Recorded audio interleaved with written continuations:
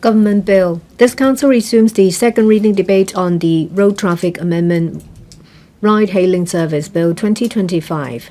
Honourable Chen Kim-po, Chairman of the Bills Committee on the Bill, will first address the Council on the committee's report. Mr. Chen Kim-po. Madam Deputy, the Road Traffic Amendment Ride-Hailing Service Bill 2025 seeks to amend the Road Traffic Ordinance Cap 374 to provide for the regulation of ride-hailing service, introduce a licensing scheme for ride-hailing platforms, ride-hailing vehicles and drivers of such vehicles, provide for the regulation of any other public vehicle passenger transport service booked through the licensed ride-hailing platforms, and enhance the enhancement regime against illegal carriage of passengers for hire or reward, etc.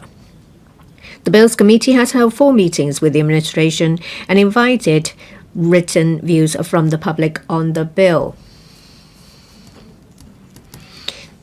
The regulatory regime proposed by the administration requires that platforms, private cars, and drivers that provide such services must be licensed. Any party providing such services without a license commits an offense and is liable to criminal liability. Members of the Bills Committee agree with the administration's 3-pronged approach of regulating platforms, vehicles, and drivers to ensure that services provided comply with statutory requirements and regulatory requirements on safety standards and service quality, with a view to safeguarding the safety and interest of passengers, as well as addressing the facilitating the transport needs of the public. Members express concerns and make suggestions on matters relating to platforms, vehicles, and drivers, such as the duty to keep operating data by companies, the vehicle owner binding arrangement, age of vehicles, insurance, and fare. Members also express views on the number of ride-hailing vehicles. Some members support the proposal to set a maximum number of permits to prevent oversupply causing traffic congestion, whereas some opine that there is no need to set a maximum number.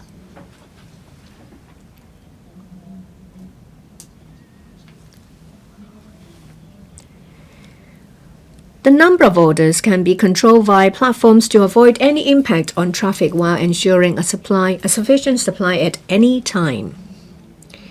The administration has advised that given the wide-ranging views across society on the number of vehicle permits, the government will first focus on building consensus and establishing the regulatory framework by introducing the bill. Regarding technical details such as the number of vehicle permits and license or permits fees, the administration will discuss with the stakeholders and include them in the subsidiary legislation or license conditions to be submitted to LegCo in the first half of next year. The committee supports the administration's proposal with a view to implementing the regulation of ride-hailing services as soon as possible. Some members opine that under the regulatory regime, the government has to consider a way to achieve complementarity and fair competition between taxis and ride-hailing vehicles, in addition to meeting the diversified travel needs of the public in order to create a sustainable environment with healthy competition for point-to-point transportation market. The administration has advised that its vision for introducing a regulatory regime is to achieve a win-win situation for taxis, ride-hailing vehicles, and the public. The administration emphasizes that taxis and ride-hailing vehicles are by no means in a zero-sum game.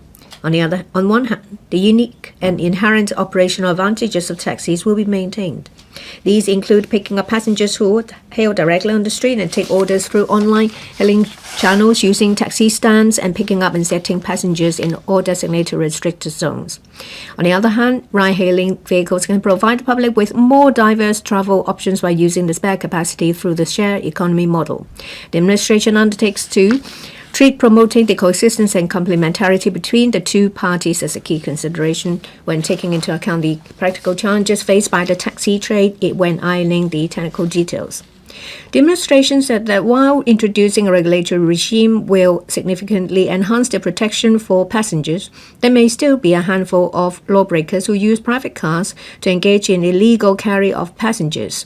To combat such illegal activities more effectively, the administration proposes to enhance penalties for disqualification from driving after a conviction and strengthen arrangements for impounding vehicles and temporary suspension of vehicle licenses. With the consent of the committee, the administration proposes an amendment to add a new Part 9C to Cap 374 to the effect that when a vehicle is suspected to be involved in illegal carriage of passengers for hire or reward, even if the driver cannot be identified and therefore cannot be prosecuted, the vehicle license may still be temporarily suspended and the vehicle delivered to the Commission for custody for a period of 6 months in accordance with the statutory procedure in the new Part 9C. Members in general support the proposed regime. They consider that these measures will enhance the deterrence effect against illegal carriage for hire or reward, thereby better protecting the interests of passengers and compliant point-to-point service providers. President, that's the report of the Bills Committee. I now speak in my personal capacity. The issue of online ride-hailing service has been with us for a very long time. There is a need for its existence, but at the same time, there are problems. This time round, the administration has put in place a legal framework by including platforms, ride-hailing drivers and vehicles into the regulatory framework. At the same time, they will heavily combat against illegal carriage of passengers. This has obtained the consensus of different parties. It is a milestone. What I would like to say is that according to the bill, vehicles will have to be covered by Motor Vehicles Insurance, Third-Party Risks Ordinance insurance. Drivers will have to provide insurance policies to the service platforms and currently update the insurance situation. In relation to insurance premium, since a large number of these ride-hailing drivers are working part-time, if the same premium is imposed, it will be unfair to them. It will affect the revenue of part-time drivers, and it is not in line with the principle of charging insurance premiums in accordance with the risk level. There are voices asking for a new product. One direction is that for ride-hailing service, there will be a fixed insurance premium. In addition, there will be another charge that depends on the length of service provided. This will lower the entry requirement for ride-hailing drivers, thereby increasing the supply of drivers. At the same time, insurers can charge in accordance with risk level. This will promote the sustainability of such a product. At the same time, the administration should legislate requiring platforms to record the services provided by drivers so that a complete picture can be obtained by insurers when they assess risks. I asked the administration to have close liaison with the Federation of Insurers so that they can work together to ensure sustainable development of the trade. In order to combat insurance fraud, we have suggestions as that there should be recording systems installed inside the vehicle, because the information gathered can be used as evidence, and at the same time, the operation of the vehicle can be properly monitored. This will be of great assistance to compensation and claim cases. We are glad to see that there is a legislative framework put in place, but when it comes to the number of vehicle permits, there are different views. We have limited road resources. If there is not an appropriate number imposed, there will be congestions.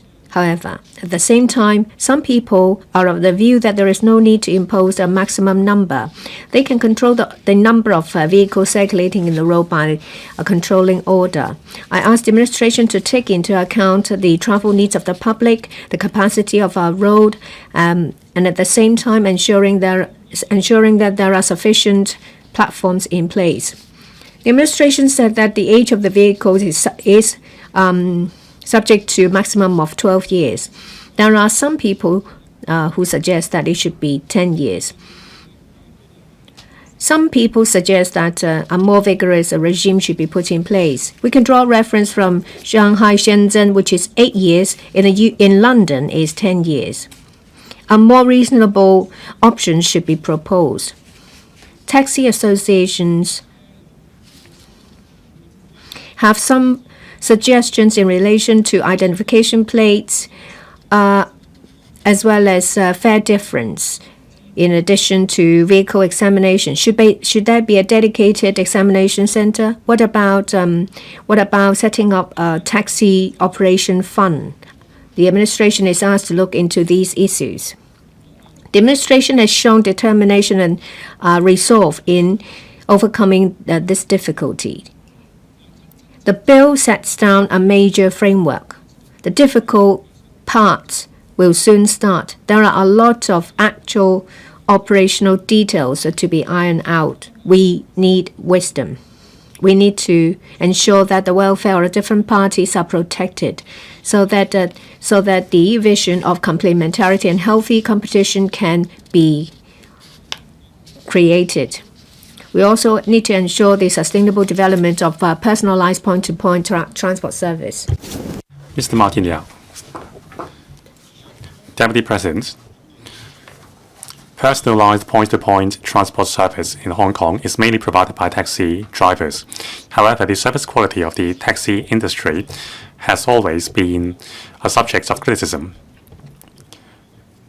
And the first experience in taxi service may undermine the traveling experience of visitors and local people alike.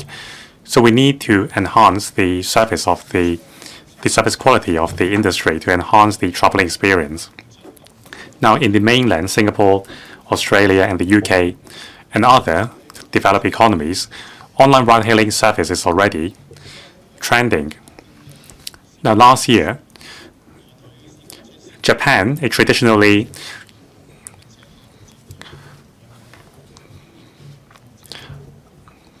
reserved country, has piloted the online ride-hailing service in Tokyo and Kyoto.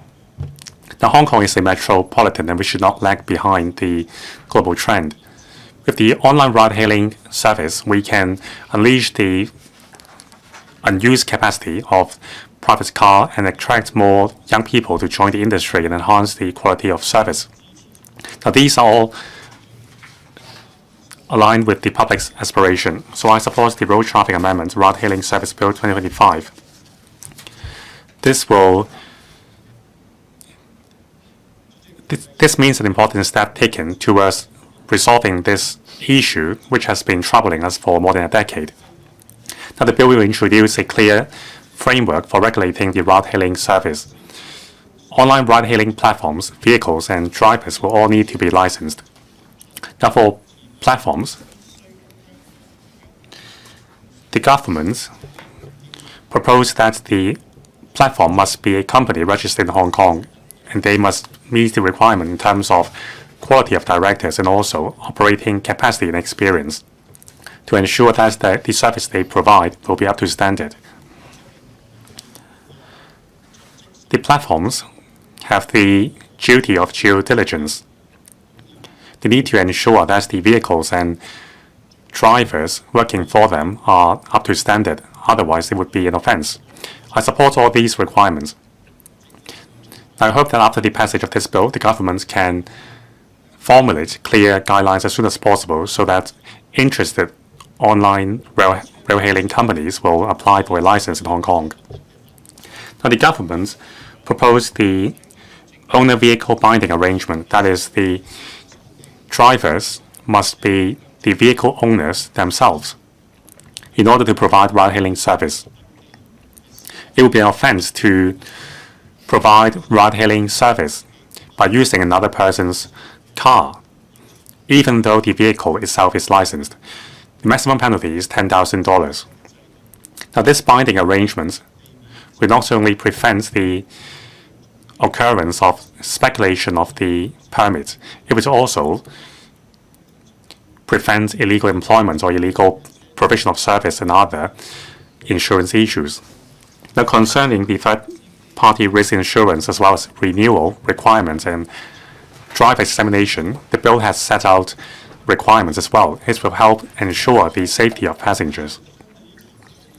Compared with other advanced economies, the point-to-point personalized transport service in Hong Kong is lagging behind. If we impose too much regulations on the developments of the industry, it will not serve the policy intent to increase supply of service and increase the manpower in the industry. I support the government's decision to extend the age of vehicles from 7 years to 12 years to provide more flexibility.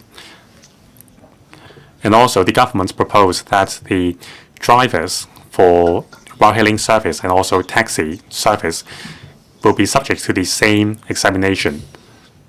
After taking a written examination, taxi drivers can also provide ride-hailing service. I support this direction, but I urge the government to study whether we can simplify the contents of the written examination. Now, in this day and age when we have the global navigation satellite system, examination on maps is not as important as before. We can relax the requirements in this regard. Now, concerning other details involving the number of permits to be issued, there are still controversies. The government should pay heed to the actual demand in the market and also the developments of the trade to make a decision. The government advised that it would balance different views and introduce competition gradually. Now, of course, this would affect the taxi industry, but with benign competition, we can improve the image of the taxi industry. It will be a win-win situation for both. And also, there are inherent strengths of the taxi industry. For example, they can accept street hailing and also use restricted areas to drop off passengers and use taxi stands. Now, with the introduction of taxi fleets, there are more comfortable models with accessibility features. So, while allowing the online hailing service platforms to operate in Hong Kong, we also need to help the taxi industry to enhance its service and improve experience.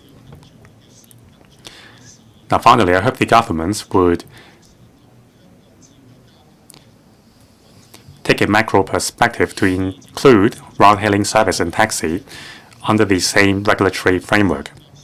The government should pay attention to the data and the actual operation of the ride-hailing industry to promote developments towards a more digitalized and more effective mode of service. So submit supports the bill. Mr. Chen Siu-Hong. Thank you, Deputy President. I speak in support of the passage of the Road Traffic Amendment Ride-Hailing Service Bill 2025. With the advancement of technology, sharing economy is the trend. Ride-hailing service has become a rigid demand. I applaud the government for taking the initiative to introduce a clear legislative framework to regulate ride-hailing service so as to address a problem which has been troubling us for many years. Finally, we will have ride-hailing service which is in compliance with the law. Now, the government will promote the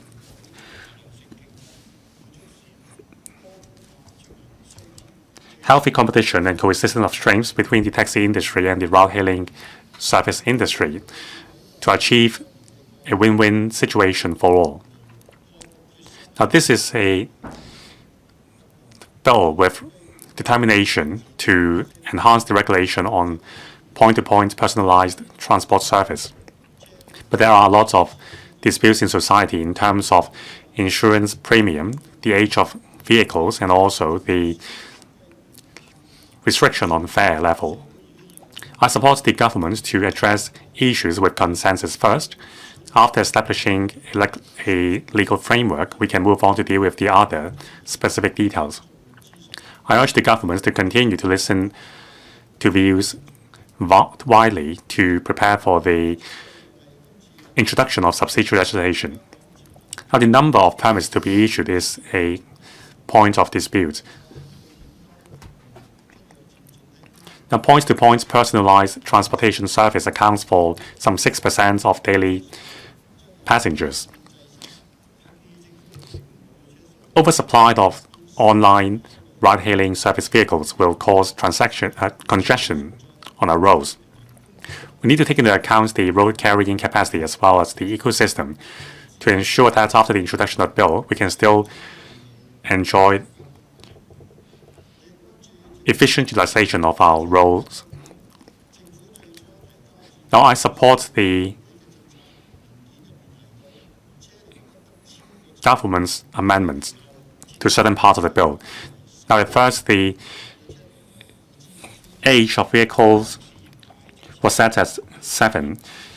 After taking into account members' views, the restriction has been extended to 12 years. However, the taxi industry thinks this will pose unfair competition to taxis with a much shorter lifespan. They worry that this will cause more drivers to join the ride-hailing industry and reduce the supply of taxi drivers. I think the government is the facilitator as well as the regulator of a public transport service.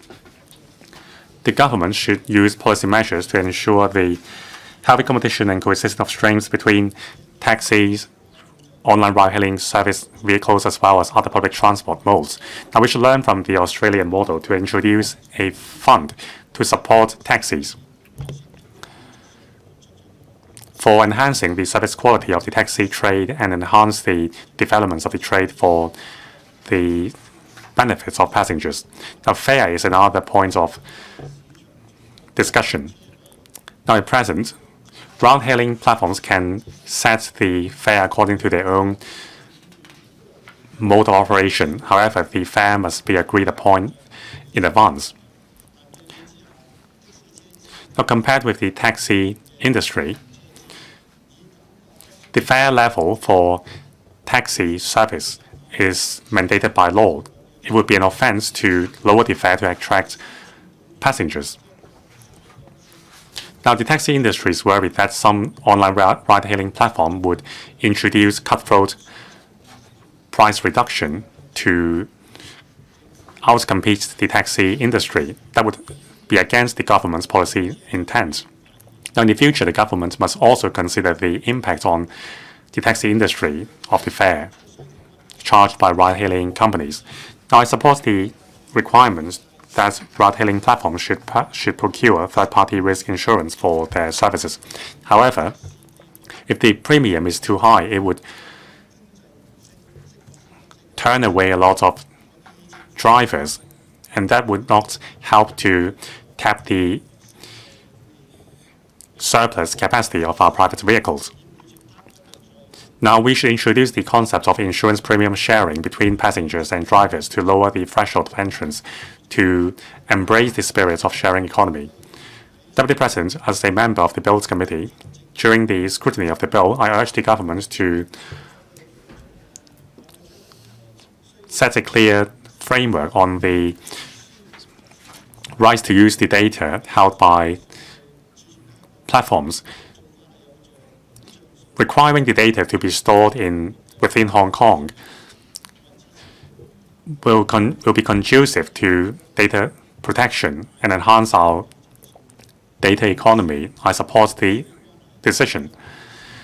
Now, ride-hailing platforms will hold a large amount of data, including traveling patterns of passengers and also the number of vehicles traveling on the streets.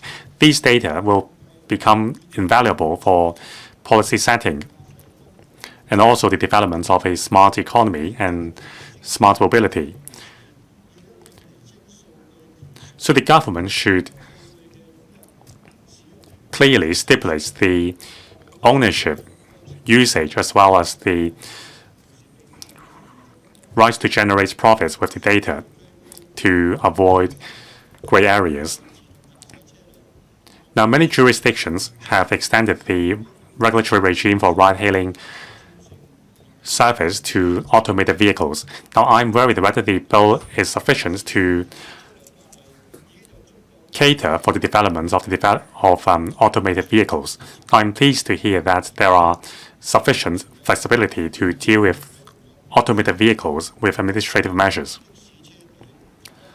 Now, taxi fleets and online ride-hailing service platforms can offer services flexibly through online platforms.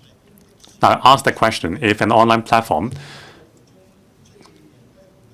offers taxi or ride-hailing service to passengers, if there are situations arising from the journey which contravene the relevant legislation on taxi and the ride-hailing service that is kept 374D and this ordinance, under which ordinance will the offence be prosecuted? Now, there should be clear guidelines on this. But starting from the 1st of November 2025,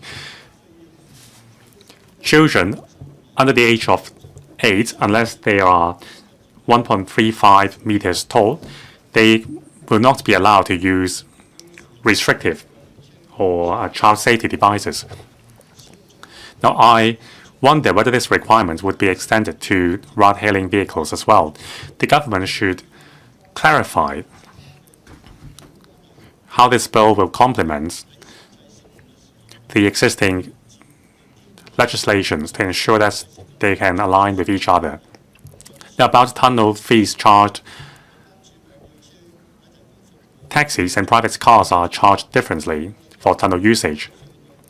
In the future, for ride-hailing vehicles traveling through the tunnels, the cross-harbor tunnels, and also the other tunnels, what will be the charge? Now, for private cars, the charge ranges from $20 to $60 at various stages of the day. Now, we need to consider the need of the market, but I'm also worried that whether we can distinguish whether the private car is being used for provision of online ride-hailing service at the time.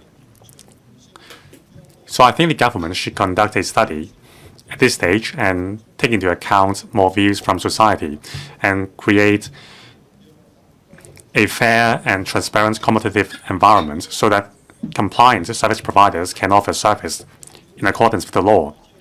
Now, in the past, when tackling the issue of illegal carriage of passengers, there are many vehicle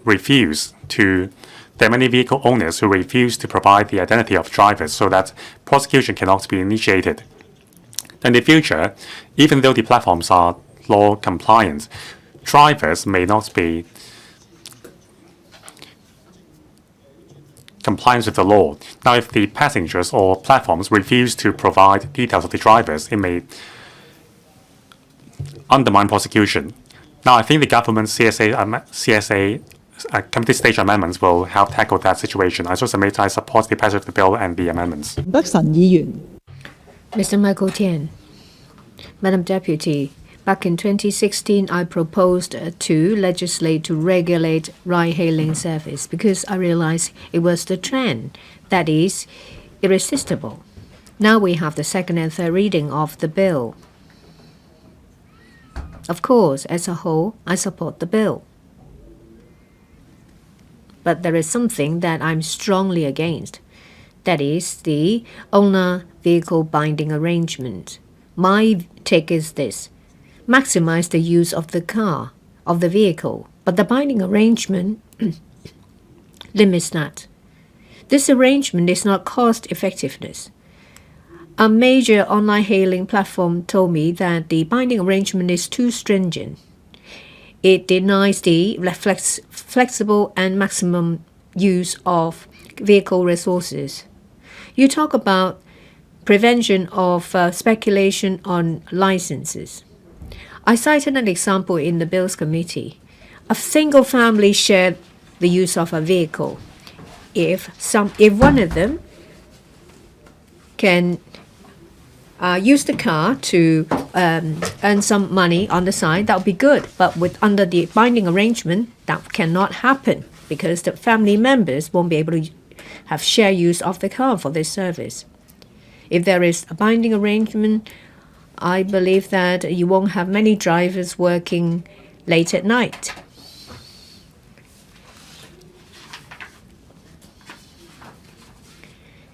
Some people like to go out and just take a few orders at night. If the binding arrangement is in place, it will be more difficult for people to hail any service online. The secretary talked about an insurance problem. I don't understand what it is. Well, insurance will be able to cover it, subject to an increase in premium. It's down to the owner to decide what level of service they want to procure under the policy. A lot of people told us that they don't want the binding arrangement, but at the same time they don't want an unlimited number of people using the vehicle because there are issues related to, say, for example, division of the profit and facial recognition technology. However, if the car or the vehicle is under the ownership of one unit, that would be all right. Perhaps a vehicle can be registered under 5 qualified drivers, so the vehicle will be used optimally. Or that the vehicle registration document can be transferred multiple times over 1 year. When I talk about maximum use of the vehicle, there is actually one assumption that is subject to a maximum number of vehicle permit. But if in the future the government says there is no maximum number of vehicle license, it can be 20, 30,000, then I don't think there will be any problem with the binding arrangement. As to how to prevent someone from impersonating the driver, well, there can be facial recognition technology use, random checks. The technology has already been used. And when a driver is on duty, then the photo will be uploaded onto the platform for verification. All the orders are put on record. If there is poor service rendered, the vehicle permit may not be renewed, and the driving permit may be revoked as well. If that is the case, then, well, the owners or the drivers will abide by the rules. Don't be scared of everything. If you want to be innovative, then be bold. As to limitation of having the car, leasing out the car to someone else, what's the need? The vehicle is registered under 5 people. The behavior of all 5 people will affect the future renewal. The owner leasing the car out will have to take into account risks. If the lessee behaves properly, then it doesn't matter. This is how we maximize the use of the vehicle. The most important thing is that it won't add to the fees paid by the passenger. The profit of the vehicle can be shared in any way agreed by the drivers. We don't know if there is a maximum number of vehicle permits and what number it is. But my party thinks that at the initial stage, there should be at least 10,000 vehicle permits. Currently, we don't have information about all the illegal operators.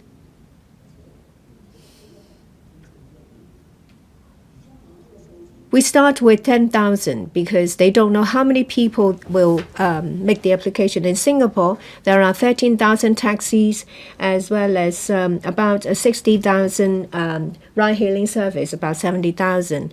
Now we have about altogether 27,000 taxis and services. In Shenzhen, 21,127,000 ride-hailing service. In New York, 106,000 ride-hailing vehicles. So if we have 10,000 ride-hailing vehicles, there's just 10,000. So in the future, if you announce the number of maximum vehicles, please don't make it significantly different from what we propose. If the number is too low, well, it will become the case that when the service is legalized, people won't be able to get any service. When it was legal, it was easier to use ride-hailing service. I so submit. Ms. Doreen Kong, we're here to debate about something that is controversial, something that's been talked about for a very long time. It affects the quality of transportation service.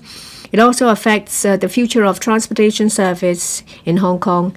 And at the same time, our reputation hinges on this as well. I'm very glad to see the administration taking a step forward. The bill signifies the determination of the government that they realize what the actual situation is. Ride-hailing service is a global trend that cannot be reversed. Instead of hiding, turning away from it, they should do something about it. In the past, ride-hailing service has been operating in the gray area. As a result, there is a serious imbalance in the market. At the same time, there is a higher expectation and demand for personalized point-to-point service. In a taxi trade, yes, most of the drivers are respectable, but there are a lot of issues relating to taxi drivers' behavior, quality of the taxi fleet, etc. Our concern is that without regulation, online hailing service poses safety issues on passengers. There may be serious problems related to safety. There is no transparency. There is no proper protection.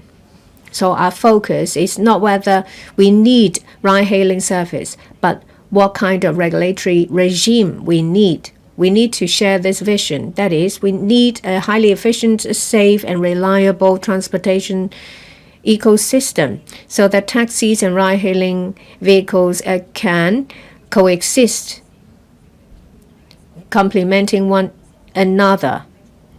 The result is that the public will benefit. When it comes to licensing and permits,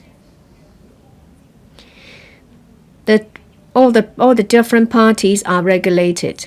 Vehicles are required to have a third party risk. Drivers will have to pass tests. Platforms will have to be licensed. It is the right direction. I fully recognize that. But at the same time, we have to look at the details. First, the fundamental issue is the positioning of ride-hailing service.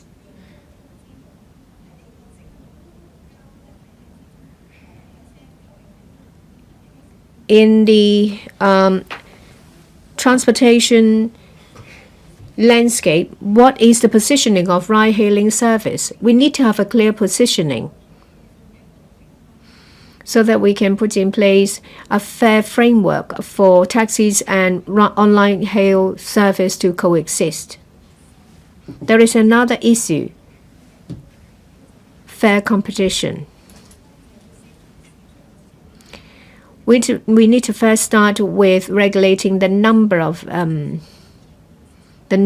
permits. There won't be any maximum number of driving permit, but there will be a maximum number of vehicle permits to avoid a vicious competition.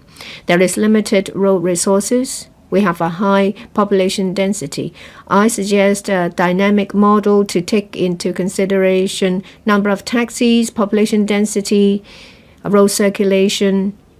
We need to avoid congestion. We need to give breathing space for the taxi trade to survive. The government requires that the vehicles under this regime is 12 years, but for taxis it's 3 years. If we want to improve the travel experience of passengers, why not align the requirements so that it will be a level playing field? I don't understand quality taxi service is your brainchild, but shouldn't you give a level playing field to the different parties for a fair to foster fair competition? If the policy is designed improperly, then it will lead to speculation. Drawing reference from New York, it will cause repercussions financially. The taxi trade should be protected. Systemic risk should be prevented so that our economy will not be sacrificed. Well, the bill, if passed, is the first step. The acid test is on implementation. I have some suggestions. First, restrictions should be removed for the taxi trade while regulating online hailing service. At the same time, quality taxi fleet should be developed. They can take the lead in the development of the trade. Difficulties they encounter should be addressed, say, for example, charging points, parking spaces, the lack of use of online payment or electronic payment. At the same time, when it comes to guidelines, distribution of orders, transparency, accountability, all these should be regulated. We can draw reference from Chengdu. The platform is responsible for first-line insurance coverage. The data is linked with government system. Taking into account population density, the quota is set. Over 90% of drivers in Chengdu have joined platforms. So transparency and regulation can coexist. In terms of setting fares, currently the government has no plan to regulate fares, but we can draw reference from Tokyo. The level of charging, flat 4, as well as all relevant charges the information will be sent to the government. We want to ensure that there will be healthy competition between ride-hailing service and the taxi trade. I think whether this framework will succeed hinges on striking a balance. We need to believe in market adjustment. Taxi trade and ride-hailing service will play into their strengths. The public will benefit. This will be a win-win situation for all. I so submit. Ms. Eunice Yong. Madam Deputy, we are legislating for online ride-hailing services. This is in line with the broader trend in transport. This will also make our city more competitive. This will make it easier for people, whether residents or tourists, to get around town. It's more than just about innovation. We also have to consider the actual circumstances of the taxi industry. We want to strike a balance between tradition and innovation.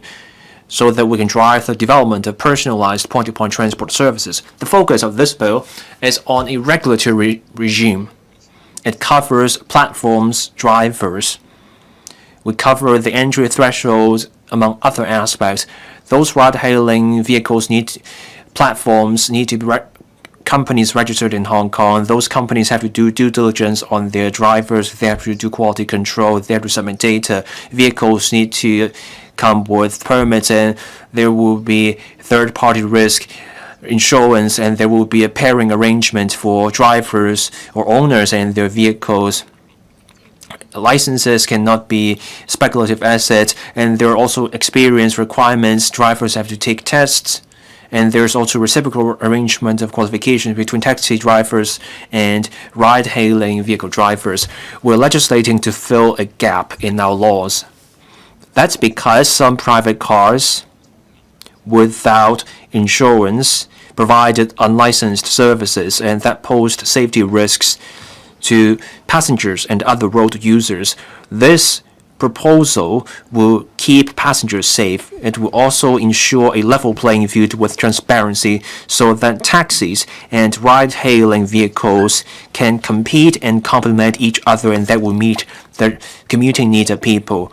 This bill will also crack down on unlicensed services, so there will be tougher measures on suspending vehicle licenses and also impounding vehicles. And we can impound a vehicle even when we cannot track down the driver. That will crack down on unlicensed services. Promoting ride-hailing services is a part of a broader trend. Cities elsewhere have this model with conventional taxis and online ride-hailing services. Hong Kong is an international financial and tourist center. We receive more than 10 million visitors each year. So we need a user-friendly and transparent online ride-hailing service regime. This will improve the experience for tourists. For local residents, our ride-hailing services can meet unmet needs. In the small hours, there aren't many taxis around, and then in remote areas, seniors and people with disabilities can also make use of ride-hailing vehicles. Now I want to turn to insurance. We cannot leave out insurance. The bill mandates third-party risk insurance for ride-hailing vehicles, but many drivers for these vehicles work part-time. Making them take out third-party risk insurance will create needless risks or costs. So without a track record or enough mileage, insurers will struggle to assess the risks. So you may end up with high premiums with little protection. That's why the government should work with the insurance authority and the insurance sector to encourage insurers to develop insurance products that are flexible and tailored to the needs of ride-hailing vehicles. We should also encourage the ride-hailing sector to open up data so that we can assess the risks scientifically and set the premiums accordingly. Of course, we also have to consider the reasonable demands of the taxi industry. A few colleagues and I got in touch with the taxi industry. We had an in-depth discussion. We talked to taxi fleet. They have some reasonable demands.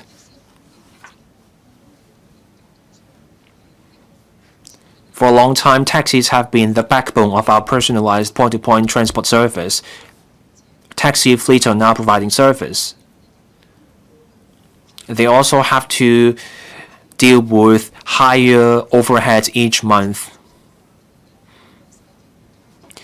When we have more ride-hailing services, there will mean more competition for taxi fleets because cabbies will turn to ride-hailing services instead, and this will undermine stability in the market, and that may undermine the services.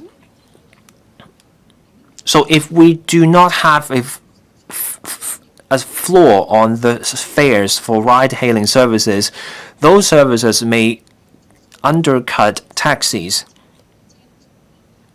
So we should be looking at restrictions such as gradually aligning the requirement on the age of vehicles or ride-hailing services. And we should be encouraging the opening up of data for ride-hailing. Now, on the pairing of owners and drivers, we should be relaxing this restriction as appropriate, such as by allowing relatives of the owner to drive the vehicles. So we have data, and we also have the needs of cabbies. We have to consider these factors to minimize the impact on the taxi industry. Now I turn to unlicensed services. There's room for improvement in enforcement. We cannot stamp out illegal carriage of passengers for hire or reward. There are such unlicensed services, cross-boundary or otherwise. They do exist. The challenge lies in gathering evidence, and some drivers evade legal liability. The penalties do not carry enough of a deterrent effect. The demand for point-to-point transport services is growing. Without penalty, without the crackdown, unlicensed services will remain a problem and they may worsen. So law enforcement agencies should make greater use of technology. Let's use big data for monitoring and we should explore stiffening the penalties.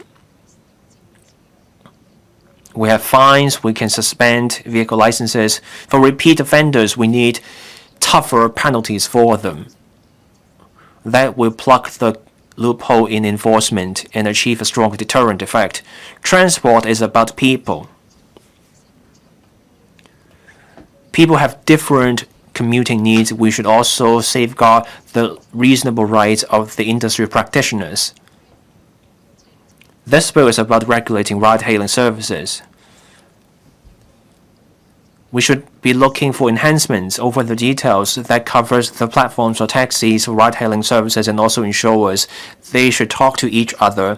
The government should continue to hear from the industry, so that we can have taxis as a backbone complemented by ride-hailing services, and the insurance sector can support this development.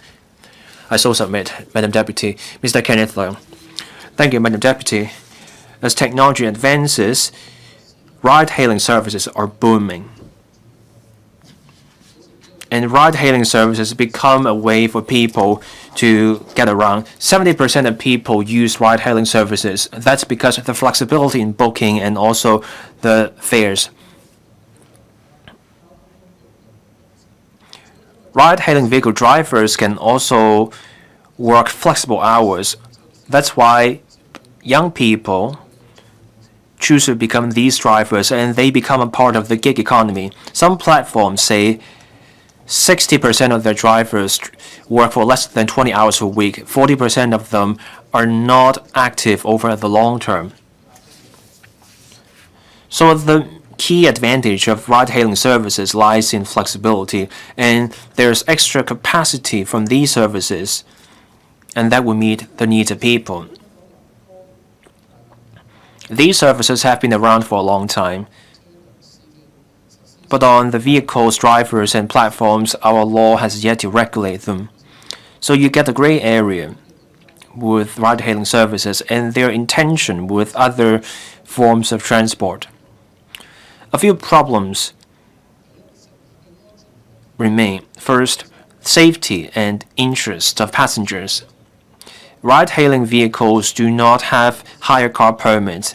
They do not have insurance coverage, so when something goes wrong and the compensation is needed, you get into problems. And we don't have a clear line drawn over the responsibility of drivers and passengers, so when something goes wrong, the question of who pays becomes a problem. And then taxis also suffer because of the ride-hailing services. Now we are trying to sort out this long-standing problem with this piece of legislation so that we can achieve an outcome that works for all sides.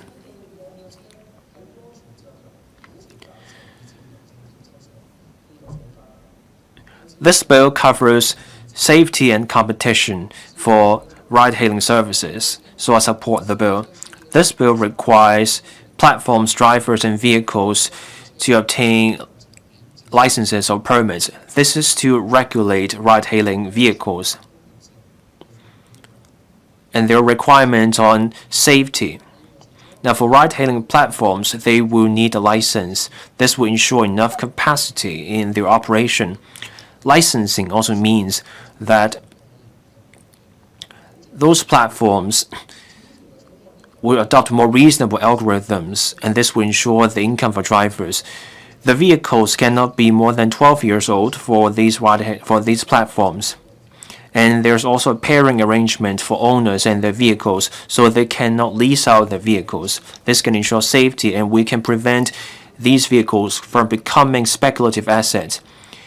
And this can also prevent the entry of illegal workers as drivers of ride-hailing vehicles.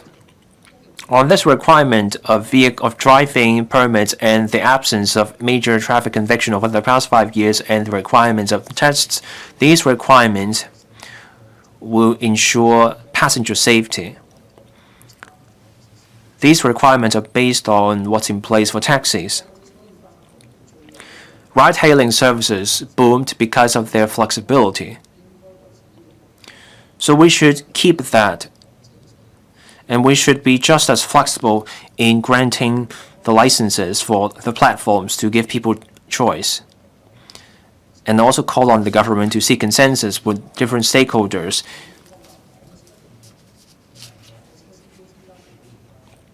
The government said it had no intention to establish an employment relationship between drivers and the platforms. But those drivers or stakeholders, they have something to say. So I suggest a tripartite consultative platform. That's how we ensure healthy development for the ride-hailing services. As the government said, taxis and ride-hailing services are not in a zero-sum game. With regulation, we can see healthy interaction between taxis and ride-hailing services. Taxis can pick up or drop off passengers on the street. They can use taxi stands. Ride-hailing services offer ease, flexibility, and the sharing of vehicles. With this bill, the two different modes of point-to-point transport will shine in their respective space. This way, there is development for taxis, and there is also room for development for the new mode of transport. I so submit I support the bill. Professor Chow Meng-Kong, Deputy President, I speak in support of the Road Traffic Amendment Ride-Hailing Service Bill 2025. This bill involves 5 stakeholders, that is passengers, taxi trade, online hailing, ride-hailing platform, vehicles, and also vehicle drivers. Now, through online ride-hailing platform, passengers can already choose taxi service. We need to distinguish between taxi service and online ride-hailing service. They are different services. Now, several years ago, places in other places in the world, for example, China, Taiwan, and also New Zealand, have already started regulating the online ride-hailing industry to avoid adverse competition. Now, in the mainland, the development of ride-hailing service has become very mature. It has become part of people's daily life. Now, I admire the government's courage to legislate for this regulatory regime. Now, according to a survey conducted by online ride-hailing platform, between April last year and March this year, more than 2.5 million passengers have used ride-hailing service in Hong Kong. 30,000 online ride-hailing service providers who are drivers have been earning a wage on the platform. Now, we can't let unlicensed hire vehicle run amok in Hong Kong. We need to regulate through legislation to create an environment which is conducive to the growth of the trade while protecting passengers' interest. We should even encourage the taxi industry to switch to online ride-hailing platform to enhance the quality of service provided by the trade. I believe the bill is in line with 3 major principles. 1, it is scientific. Now, the government requires platforms, vehicles, and drivers to be licensed.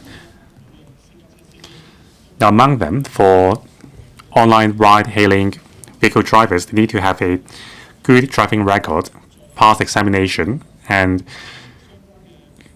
have obtained a license for offering their vehicles for hire. Now, with the multiple layers of safeguard, we can ensure the safety of passengers because the lives of passengers are in the hand of the drivers. Now, this is a profitable business. With the strengthened collaboration between the TLB, transport departments, and the police departments, as well as the immigration department, the government has stepped up efforts to crack down on illegal employment and illegal carriage of passengers in Hong Kong. Now, the upper age limit of vehicles providing ride-hailing service has been relaxed to 12 years. Now, to be honest, most ride-hailing drivers are not in possession of a lot of financial means. Now, if the vehicles are not too old with reasonable mileage and the drivers are of good driving record, which allow the vehicles to provide this service. Now, the second principle is to bind owners with vehicles and also set a limit on the number of private vehicles with the permit. That will ensure that the livelihood of taxi drivers is not being undermined, and also the road carrying capacity is maintained. Now, taxi drivers have some advantages. For example, they can accept street hailing as well as use taxi stands and certain restricted areas to drop off passengers. They can also receive hail through online hailing platforms. So these are advantages enjoyed by taxi drivers. Now, the third principle is progressiveness. Now, instead of reaching the goal with one step, the government opts for only legislating for a framework this year. After more consultation, subsidiary legislation will be introduced next year to lay out the specifics of the regime. Now, the government should embrace two principles, that is, providing facilitation to passengers and drivers, and also improving the employment of the grassroots people.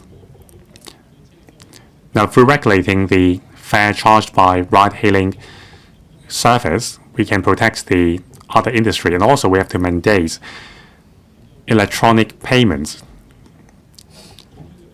charged by platform because that is the major means of payment of travelers. Now, this is only the first step. With more aspiration for better public transportation service, the government has to ensure that there are fair competitions in the markets and also quality service and reasonable fare. There must also be a complaints handling mechanism to ensure that the market is convenient as well as of good quality. Dr. Tan Yuehen. Thank you, Deputy President. With the rapid development of technology, online ride-hailing service has become a global trend in the world. It has drastically modified the ecosystem of point-to-point personalized transportation service.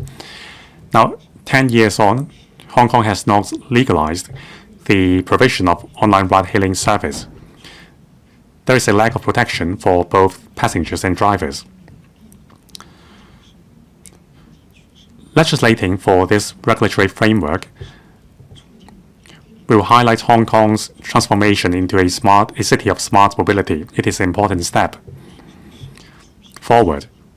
Now, it will enhance the traveling experience of passengers and enhance the ecosystem of public transport services in Hong Kong. So I support legislating for a regulatory regime for a highly efficient and quality point-to-point personalized transportation service to create a fair, competitive environment to ensure complementary development of both the taxi industry and the ride-hailing industry. Now, this bill requires both the platform, drivers, and vehicles to be licensed separately. There are also offenses set for unlicensed provision of ride-hailing service. This will help improve the security and safety and also enhance the accountability system for drivers and platforms. And also there are requirements on annual examination of vehicles as well as third-party premium. These thresholds will ensure the quality and safety of the service provided by the trade, and also to avoid traffic congestion arising from too many online ride-hailing vehicles. The government will empower the Commissioner for Transport to limit the number of ride-hailing vehicle permits. Now, by taking into account market demand, there will be a limitation on the number of vehicles providing this service. Now, the bill has set a legislative framework for regulation of the trade, but the specifics are yet to be finalized. So here's my 2 cents. Now, there must be a fair distribution system of permits. Now, by making reference to other successful experience in the world, we can't afford to not set a number on the limits of number of vehicle permits issued, because this will overburden our road carrying capacity. However, if we set the limits too low, then on certain days when the weather is bad or when the demand is high, there will be undersupply of ride-hailing service. So the government must maintain flexibility to open up the quota for ride-hailing vehicles gradually and dial up the number of licenses issued based on the demand of the market, and also there must be an annual review system to adjust the amount of quota instead of setting a rigid number on the amount of license issued. And also there must be a fair and transparent system of application and renewal. There should also be a transitional period and other exemptions to avoid hurting the livelihood of ride-hailing platform drivers. Now, I hope that drivers of new energy vehicles like hybrid private cars or electric vehicles can get a license with priority to encourage the growth of new energy vehicles in the city. And also we must ensure that platforms are regulating the service of the drivers properly. We must learn from other cities' experience, for example, requiring the platform to offer an app and also requiring the platform to display the driver's license as well as pre-agreed fare level. There must also be facial recognition system to ensure the security of data as well as the quality of service, to ensure that all drivers and vehicles are in compliance with the law. And also there must be restricted zone for ride-hailing vehicles to prevent dropping off and picking up of passengers in these areas to avoid causing an adverse impact on the traffic. Third, we must specify the liability and responsibility of ride-hailing platforms to protect the welfare and rights of drivers. Now, drivers are between self-employed and employees of the platforms. In terms of employees' insurance, holidays, and other welfare, there is a lack of protection for them. In the future, we must delineate the relationship between drivers and platforms, and also ensure that the drivers are entitled to compensation for work injury and healthcare protection offered by the law. Now, in terms of age limits of vehicles and also mandatory third-party insurance, there are stringent requirements. Now, these must, however, align with the arrangements in the transitional period. Otherwise, it would hurt the flexibility of the industry and lead to a drop in the supply of ride-hailing service and cause the occurrence of a black market. So there must be sufficient consultation with the stakeholders before setting the specifics. I also submit I support the bill. 陳佩良議員。 Mr. Chen Pui-Leung. Thank you, Madam Deputy. The operation of online hail service has been over 10 years. More and more people use the service. There are different platforms from overseas coming to the Hong Kong market. However, there is no clear regulatory regime in Hong Kong. The white license car service has been operating in a gray area, which causes passenger safety problems and regulatory problems. I'm very happy to see that the government has worked on the safety of the public by introducing a clear regulatory regime covering online service platforms, drivers, and vehicles. The measure is to ensure quality, to foster healthy competition between taxis and online hailing service. Under the bill, vehicles will have to be covered by a vehicle permit. Drivers providing the service will have to be the registered owner of the vehicles. The vehicle will have to be covered by a permit. There is consensus in this regard. I support that. I also support the binding arrangement because it will stop speculative activities. It will also stop illegal drivers. The government said there will be a maximum number of vehicle permits. However, there are diverse views in this regard from the community. If the number is too small or too conservative, it will affect the supply of vehicles, especially during peak hours. Passengers will have to wait longer to get a ride and they have to pay more. This will affect the travel experience, which runs counter to the original intention of regulation of such service. No matter what the vehicle permit maximum number is, I believe that the number of vehicles available for such service and the number of permit will be bigger than the number of permit. I suggest that there should be a restriction on the number of orders to be dispatched over a period of time instead of imposing a maximum number of vehicle permit. This allows eligible applicants to get a permit.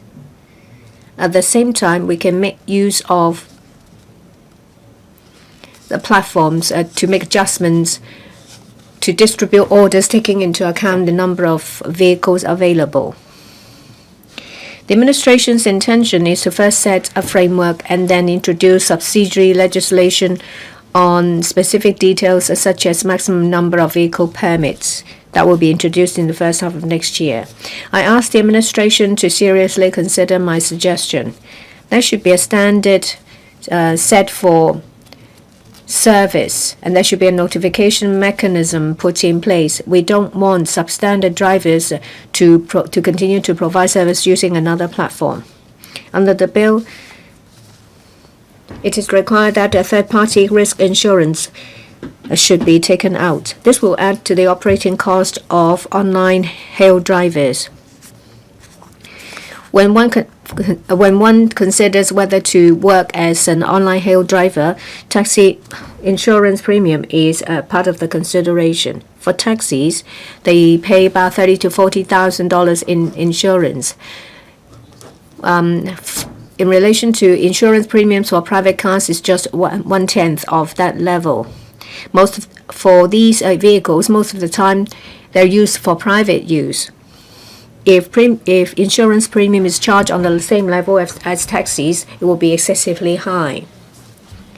Perhaps there should be a surcharge imposed on the general private car insurance policy. There can be also tailor-made insurance products put in the market to ensure that the insurance premium will be affordable. Of course, the calculation depends on the number, insurance compensation, frequency of claims, etc. Currently, insurers don't have the data. In the first half of next year, the administration will introduced subsidiary legislation as well as relevant legislative amendment. I asked the administration to engage stakeholders. Perhaps the service hours, mileage, accident rate, all the information can be supplied to insurers so that insurers can work out a suitable insurance premium. I so submit in support of the bill. Reverend Peter Kuhn. I'm a member of the Bills Committee. First of all, I'd like to express my heartfelt gratitude to the administration for their hard work as well as their determination. This is a long-standing problem. Today, it's resolved. There are many different views in relation to online hail service in Hong Kong. But if we turn our eyes to different places, whether they are developing countries or advanced economies, online hailing service is a very commonly used mode of transport. It offers flexibility and choices for passengers. For visitors, they don't know about the place or they can't speak the language. So online hail service is a very useful tool for them to get around. Users are saved from unscrupulous drivers or rigging of the meters, because for these online hail drivers, they are being regulated by different sides. And there is also a scoring system by the platform and passengers as well. In some countries or in our country, online health service has been operating quite well. If you've been to the mainland, then you will realize that the quality of service it is excellent. In Hong Kong, where we are an international metropolis, we have not moved an inch. We have been unable to put in place a regulatory regime. Operators are working in the gray area, so there is no proper protection in terms of insurance. It has an adverse impact on our image as an international city. Visitors are used to using online platforms to hail service, but they can't do it in Hong Kong. It affects their experience. Some visitors commented that Hong Kong is quite backward. I'm happy to see that the government has not avoided the problem. They have found a solution to provide reliable, safe, and efficient transportation for the public. I do understand that there are different views. Taxi drivers have different views towards this bill. Some taxi drivers are concerned that their livelihood will be affected because of keen competition. But they must understand that this is a chance for a win-win for different parties. The bill is not to phase out the taxi trade. This is an opportunity for the trade to reform. When I travel, I use online platforms to hail vehicles. You can choose different types of vehicles. If you are willing to pay more, then you get premium service.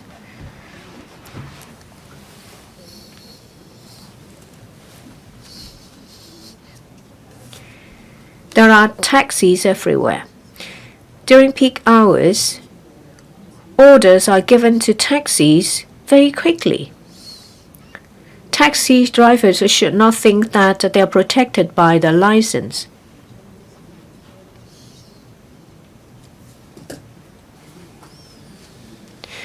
Perhaps taxi drivers or owners can upgrade the vehicle. Drivers themselves can provide better service. This is an opportunity for them. passengers would like to enjoy better service. This is not a zero-sum game. This is a chance for the taxi trade to be upgraded. As I said, passengers would be happy to choose premium taxi service.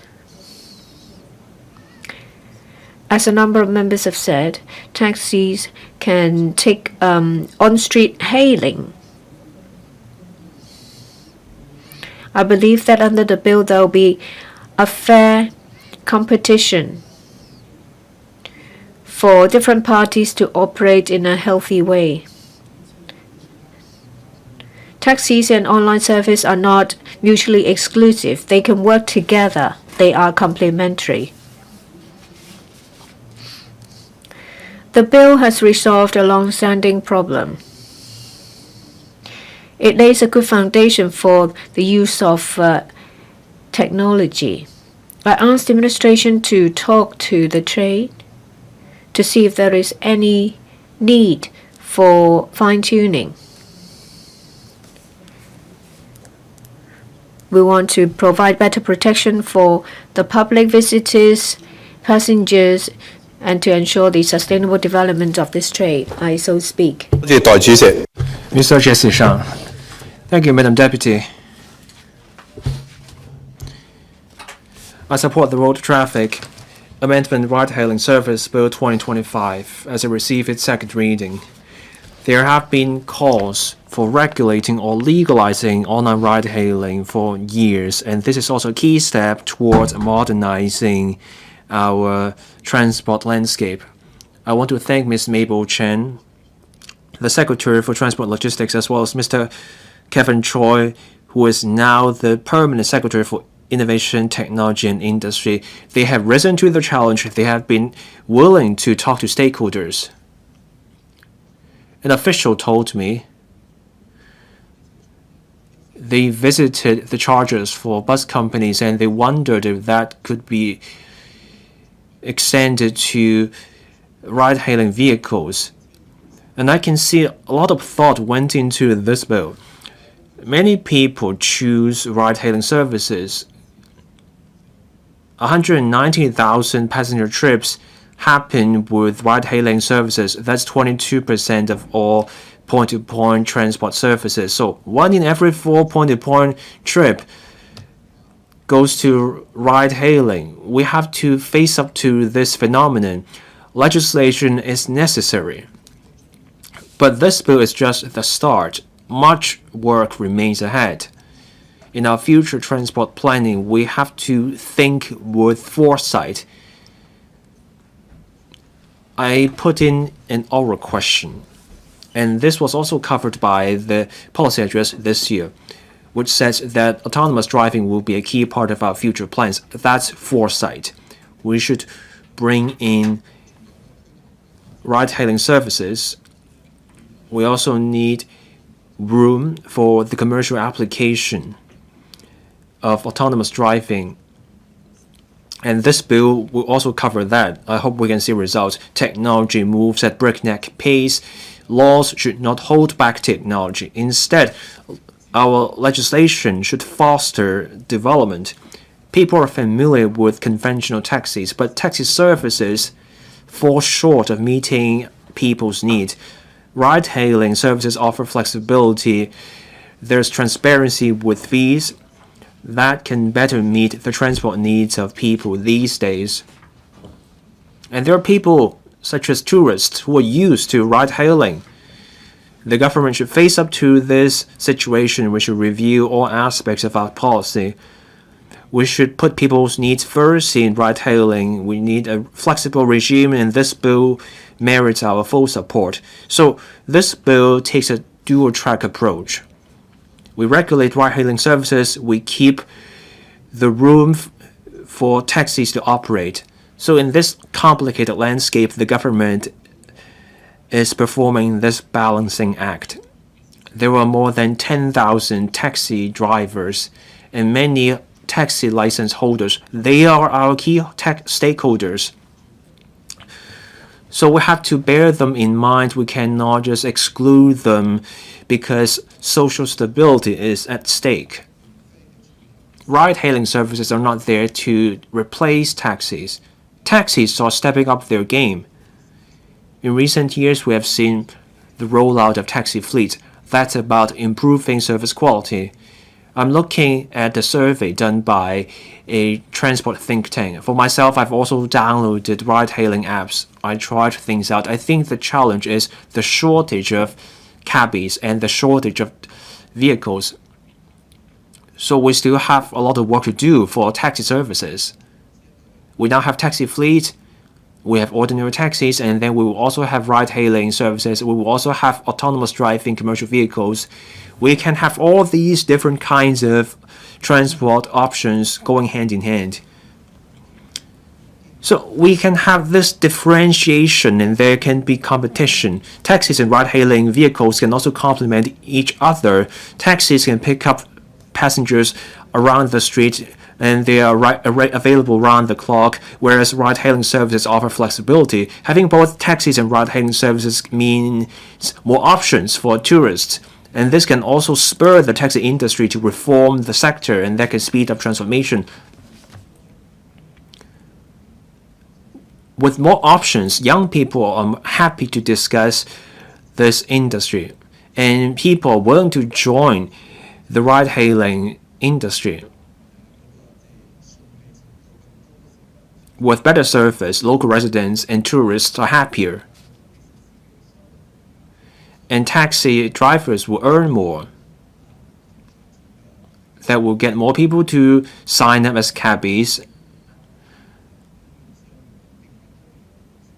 And that will be a good outcome for everyone, including taxi license holders and ride-hailing platform operators. I also call on the taxi industry to make greater use of technology. Let's use the fleet operation model. Let's use technology.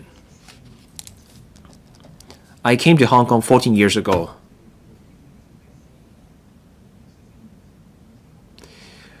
Hailing a taxi on the street today is very much the same as what happened 14 years ago. You can only pay in cash and cabbies take detours. So it's important to use technology.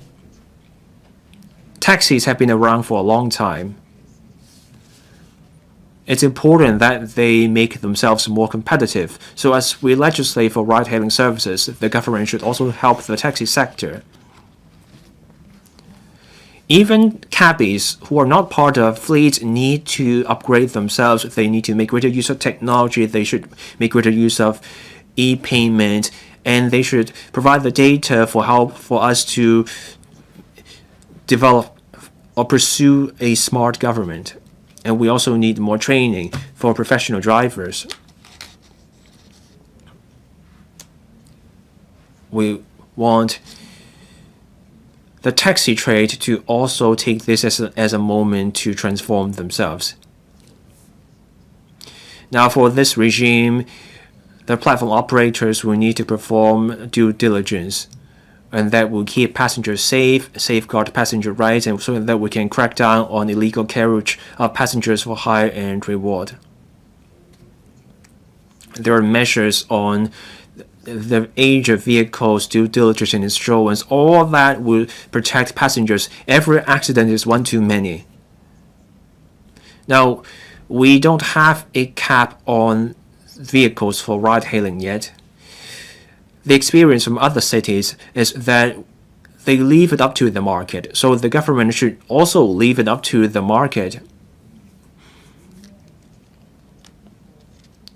Now, for our subsidiary legislation, we should follow the science in assessing our road capacity, people's transport needs, and also the morning and evening peaks.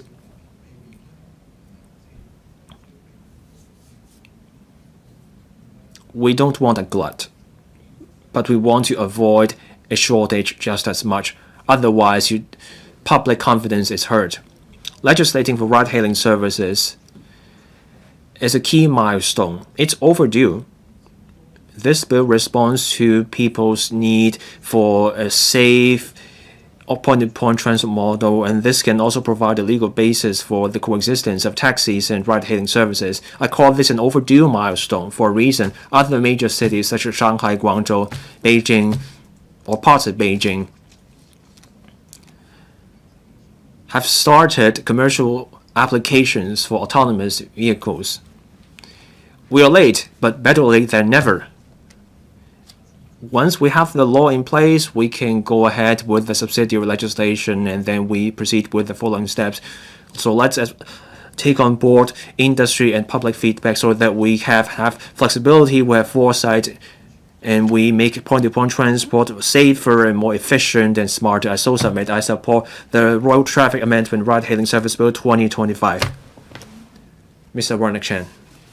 Madam Deputy, over the last 10 years, ride-hailing service has boomed in different places. In the mainland, ride-hailing boomed. In Hong Kong, taxis provide most of the point-to-point transport services. But as we all know from experience, when you have a change of shifts for cabbies, when you have a typhoon, it's hard to hail a taxi. Ride-hailing services can come in to fill the gap. There is no regulation on the platform of ride-hailing services. Those private cars come without insurance. There is no protection for passengers. So for myself, I have never used ride-hailing services. I support this bill to introduce a regulatory regime for ride-hailing services. This will provide a legal basis for ride-hailing services. This will keep people safe and diversify our transport options to meet community needs. I do have something to say. First, penalties for platforms. We're operating a platform without a license is $1 million in fines and 15 months in jail. Now, for vehicles operating without a permit,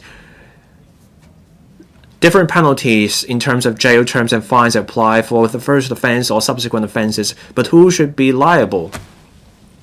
The government said the director or person in charge of the platform may be liable. That sounds vague to me. I hope this point can be clarified in the subsidiary legislation. The fines and jail terms do not carry enough of a deterrent effect, especially for continuing offenses. Now, we want to keep people safe. We want orderly market operation. I propose a progressive fine system.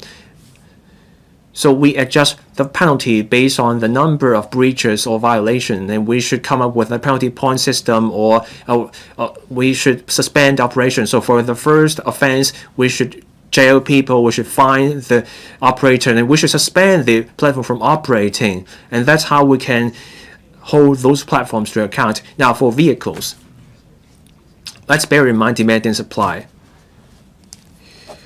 We now allow cars up to 12 years old for ride-hailing vehicles. It used to be 7 years. This can attract more vehicles to join the industry. Now, for ride-hailing vehicles, they have to undergo annual vehicle checks to make sure those cars are in good condition, so people don't have to worry about the age.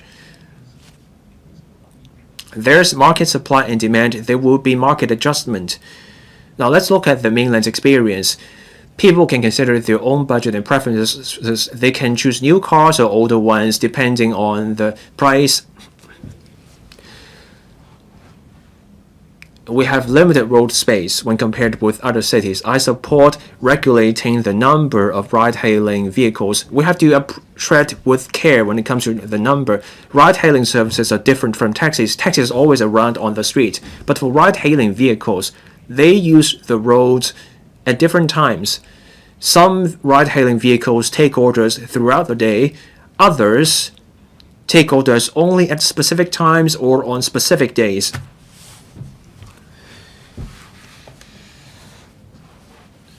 So the number of permits for ride-hailing vehicles will not be the same as ride-hailing vehicles actually hitting the road. This calls for flexibility in the government's approach so the ride-hailing platforms can deploy vehicles accordingly. Excessively rigid regulation will hold back operators, and this will prevent them from meeting peak demand, and this will hurt people's experience. The government should also set up a mechanism to supervise the actual number of ride-hailing vehicles on the road. We won't get the full picture in the early days, so let's have a trial phase. Let's gather the data and people's travel frequencies. Let the system run for a while, save a month. We look at the actual traffic, the actual operation of the platforms and market response, and then we come up with a formal quota system. Let's also use technology. Let's use the data from those ride-hailing platforms. We can have a cap on the number of vehicles at different times in the day. This can leverage the strength of ride-hailing vehicles and avoid traffic congestion. Now, for drivers, the new written test for taxis will kick in November, and people trying to become cabbies and drivers of ride-hailing vehicles will take the same test. That means everyone starts at the same spot. Cabbies or ride-hailing drivers. Now, mainland, there were news reports of people from the mainland working as ride-hailing drivers here. Now, for this bill, we will require drivers to be holders of HKID card. For those breaching the rules, they will be fined up to $10,000. Our bill will bar the entry of illegal workers. This is in line with our policy intention and the positioning of ride-hailing services. Only drivers who have logged onto the system can take orders. Passengers will get the vehicle number, and the phone number of the driver or the passenger will also be used to verify their identity. Requiring login to take orders can stamp out people posing as the real owners and drivers. Platforms should be given greater flexibility. We shouldn't have too many rigid requirements, but there should be requirements in principle. So platforms should ensure there's a traceable and reliable verification system. Let those platforms come up with their own arrangements so that they can meet the regulatory requirements and the operational needs. Now, on the fares, platforms can set their fares based on market conditions. When needed, the government can step in to regulate the fares to safeguard the interest of passengers and for market operation. In the mainland, there were different concessionary measures, such as fare discounts, cash rebates, point rewards. That was to get people to use the services to establish a client base. Now, for Hong Kong, ride-hailing services are not cheaper than taxis. Cutthroat competition is unsustainable. So when it comes to regulating fares, we have to guard against wild swings in fares. We should also make sure that the platforms offer transparent, reasonable fares. That's to ensure fair treatment for passengers, and this can also foster healthy competition and service quality. The government should move faster with making the subsidiary legislation to provide a clear legal basis for ride-hailing services so that those services can meet the needs of people in getting around town. I so submit. Dr. Teck Chi-Yuen, President. Today we are discussing the second reading of the Road Traffic Amendment, Ride-Hailing Service Bill 2025 today. The bill seeks to regulate the operation of ride-hailing service. It is also in relation to the development of modernized transportation system. It is a balancing act between development of the industries, advancement of technologies, and protection of rights. Now, it is an important step towards green energy, transport, and smart mobility. Now, public transportation system has provided important support for our cities' prosperity over the past decade. However, with changing traveling patterns and passenger demand, the traditional taxi industry cannot catch up. For example, the taxi industry is always criticized for its poor quality of service, refusing higher, taking longer routes, and overcharging. Now, in 2025, there were more than 10,000 complaints about poor service quality of taxis, a record high over the past 10 years. Now, despite the introduction of the taxi driver offense point system, more reforms are needed to boost public confidence in taxi service. Now, online ride-hailing service is a great area. Now, in recent years, the popularity of this service has risen because of its convenience and transparency in fare. However, because of lack of regulation on platform and drivers, it is still operating in a gray area. There is a lack of protection to passengers and drivers, and also it causes an impact on the taxi industry. Now, the popularity of EV has been on the rise. However, we lack infrastructure for charging. There are only 6,000 public charging facilities in Hong Kong. On average, 9.7 EVs are competing for one charging post. And also there is a lack of public transport facilities with universal features and also drop-off zones of public transport. Now, online ride-hailing vehicle drivers are deemed as independent contractors, and they do not enjoy the traditional labor protection, for example, retirement fund or healthcare. It would hurt the development of the trade. Now, with the passage of this bill, I hope that the development of the online ride-hailing trade will become more robust and it can become part of the platform economy properly. Now, we need to implement the protection earnestly. Now, in terms of the framework and protection to passengers and drivers, according to the bill, both the platform, vehicle, and driver must be licensed, and a series of stringent requirements must be met. For example, the owner vehicle binding arrangement. All vehicles providing online hail service must be driven by the owner themselves to avoid renting out vehicles for speculation and also an illegal employment. Now, the age limit has been relaxed from 7 years to 12 years, providing more financial flexibility for drivers. Now, for drivers must be at least 21 years of age and are Hong Kong permanent residents and have obtained a full driving license for at least a year and have passed examination.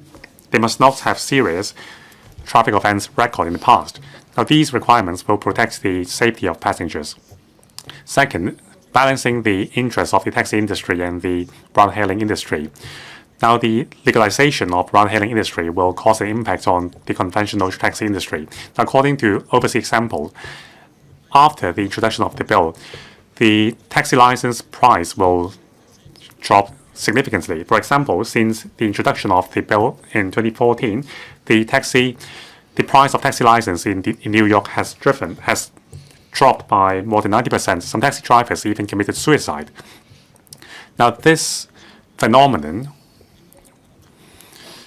is natural.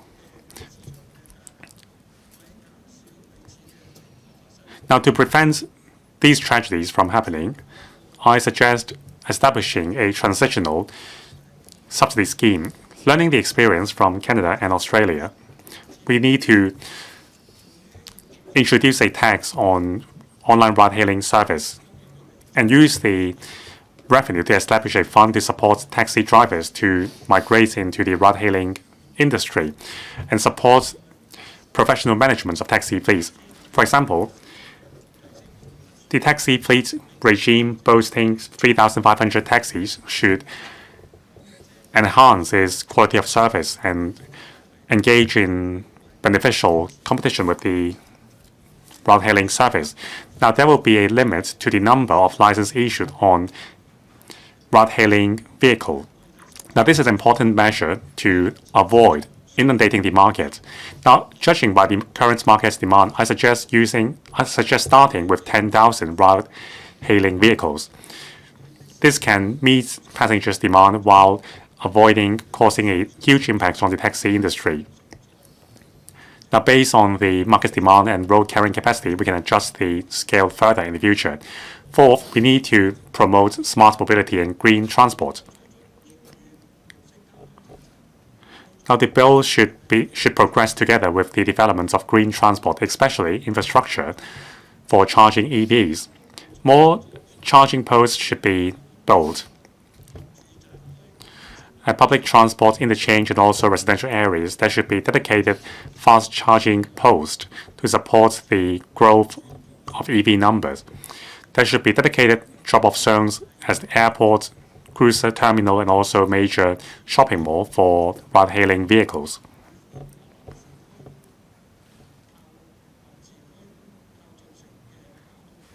To avoid causing congestion to the roads, now we should encourage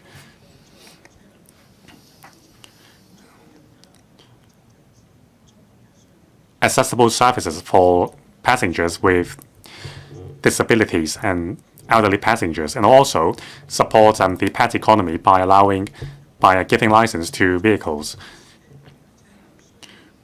which drive pets. Now, there is an arrangement to bind owners with vehicles. However, there is no protection for drivers under the platform. Now, I suggest introducing a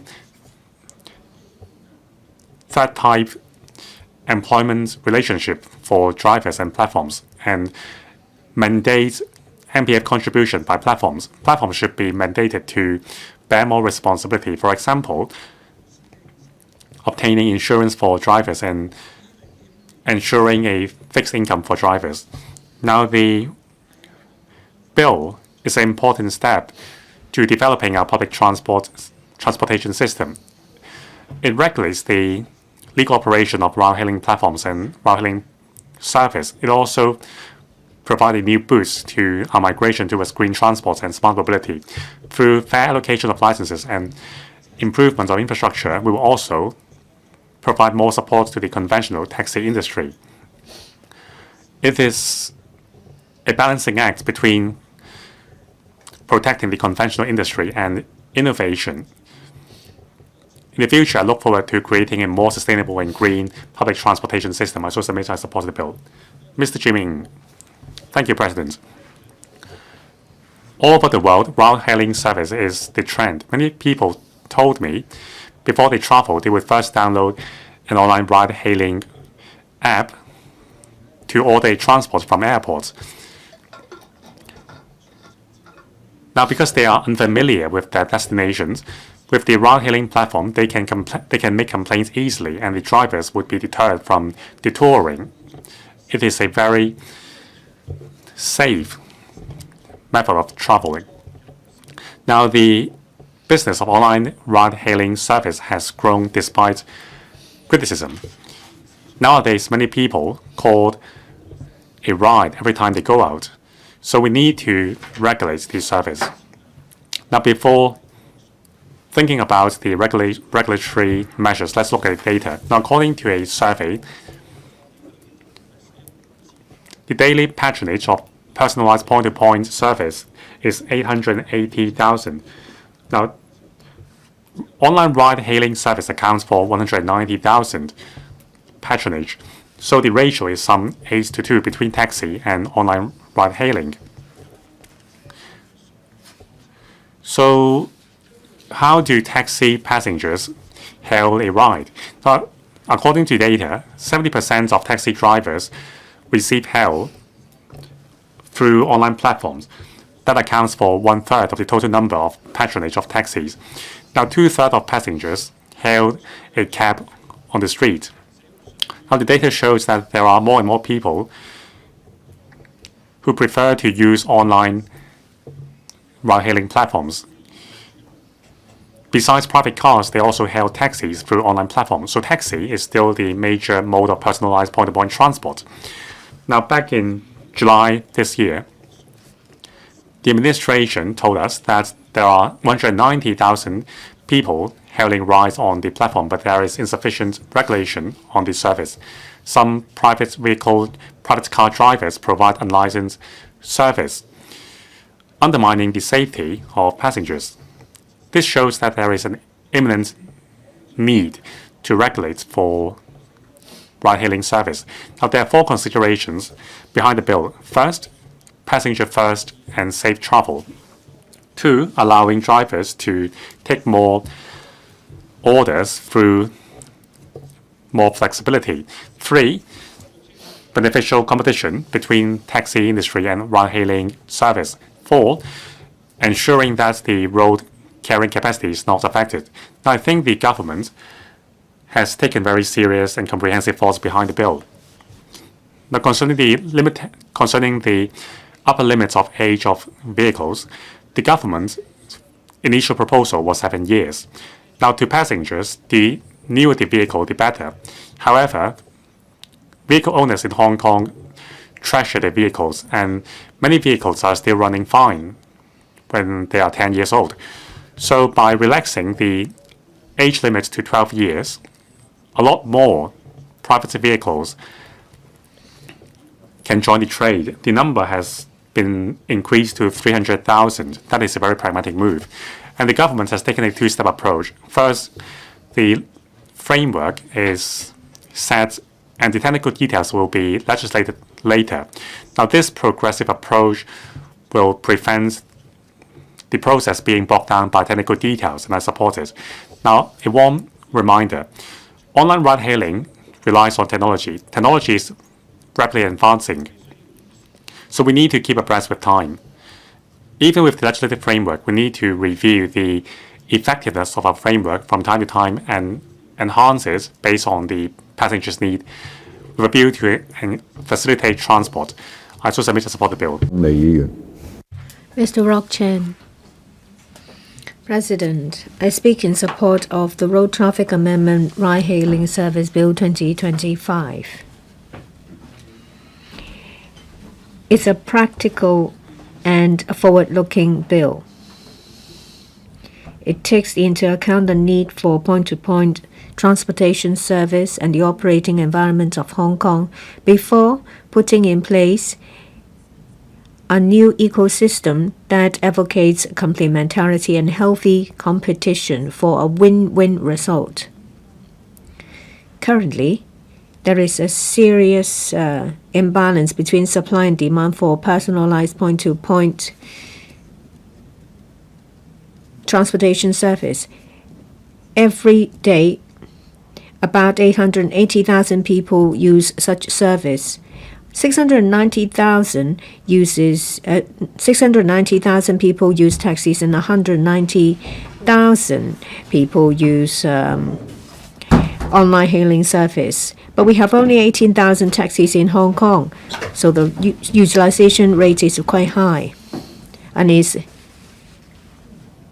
reviewed at about 30,000 online hailing service drivers, so each of them serves 6.3 passengers.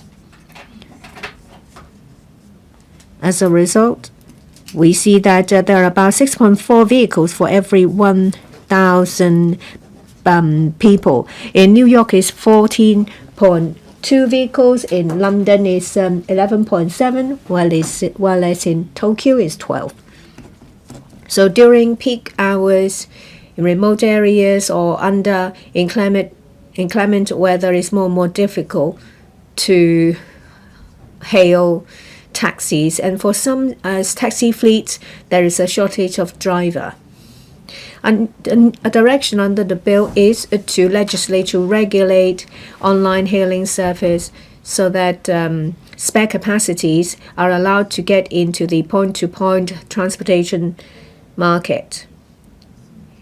Data can be analyzed to enable optimum distribution of orders. Platform drivers and vehicles have to be covered by license or permit. All these parties will have to meet regulatory requirements as well as requirements on safety standards. Say, for example, platforms will have to conduct due diligence to ensure that their drivers are qualified and eligible. Operational data will have to be submitted to the government. Third-party insurance will have to be taken out.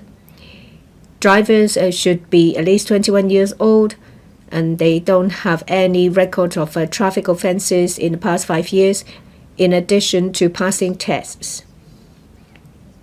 Drivers must be the registered owner of the vehicles they use. The stringent requirements effectively ensure public safety and prevents vehicles from being used as a speculative tool. It also ensures that there won't be any illegal drivers providing the service. It is conducive to boosting healthy development of the taxi trade. Taxi drivers can learn from the use of technology and online service. And at the same time, online hail service can also learn from the taxi trade. There is no intention under the bill to use online hailing service to replace taxis. The aim is to tap into the spare capacity of vehicles. Taxis' inherent advantages, say for example, taking passengers on the street using taxi stands, will remain. Online hail service can't do that. Vehicles and drivers can work under different platforms.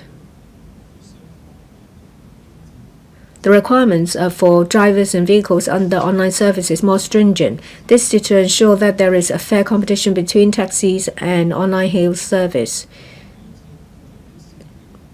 Regulating online hail service will trigger change in the taxi trade.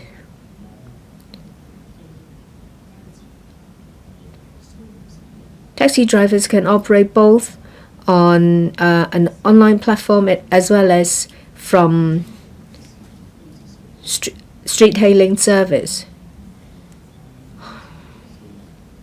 In relation to the maximum number of vehicle permits, I think that there should be one imposed, but it should be an optimum number.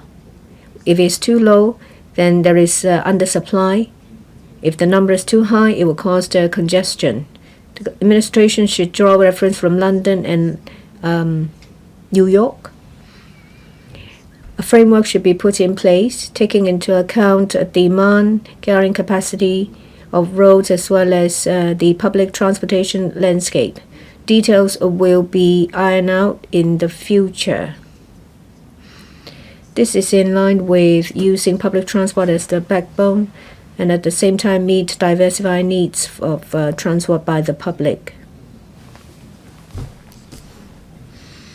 I believe that introducing competition will enhance the service quality of the taxi trade.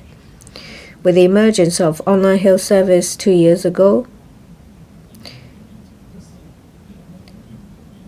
it creates complementarity and healthy competition. In July this year, some taxi fleets have been licensed, and better service was rolled out. It shows that better experience is provided to the public as a result. I speak in support of the bill. Dr. III.Govt.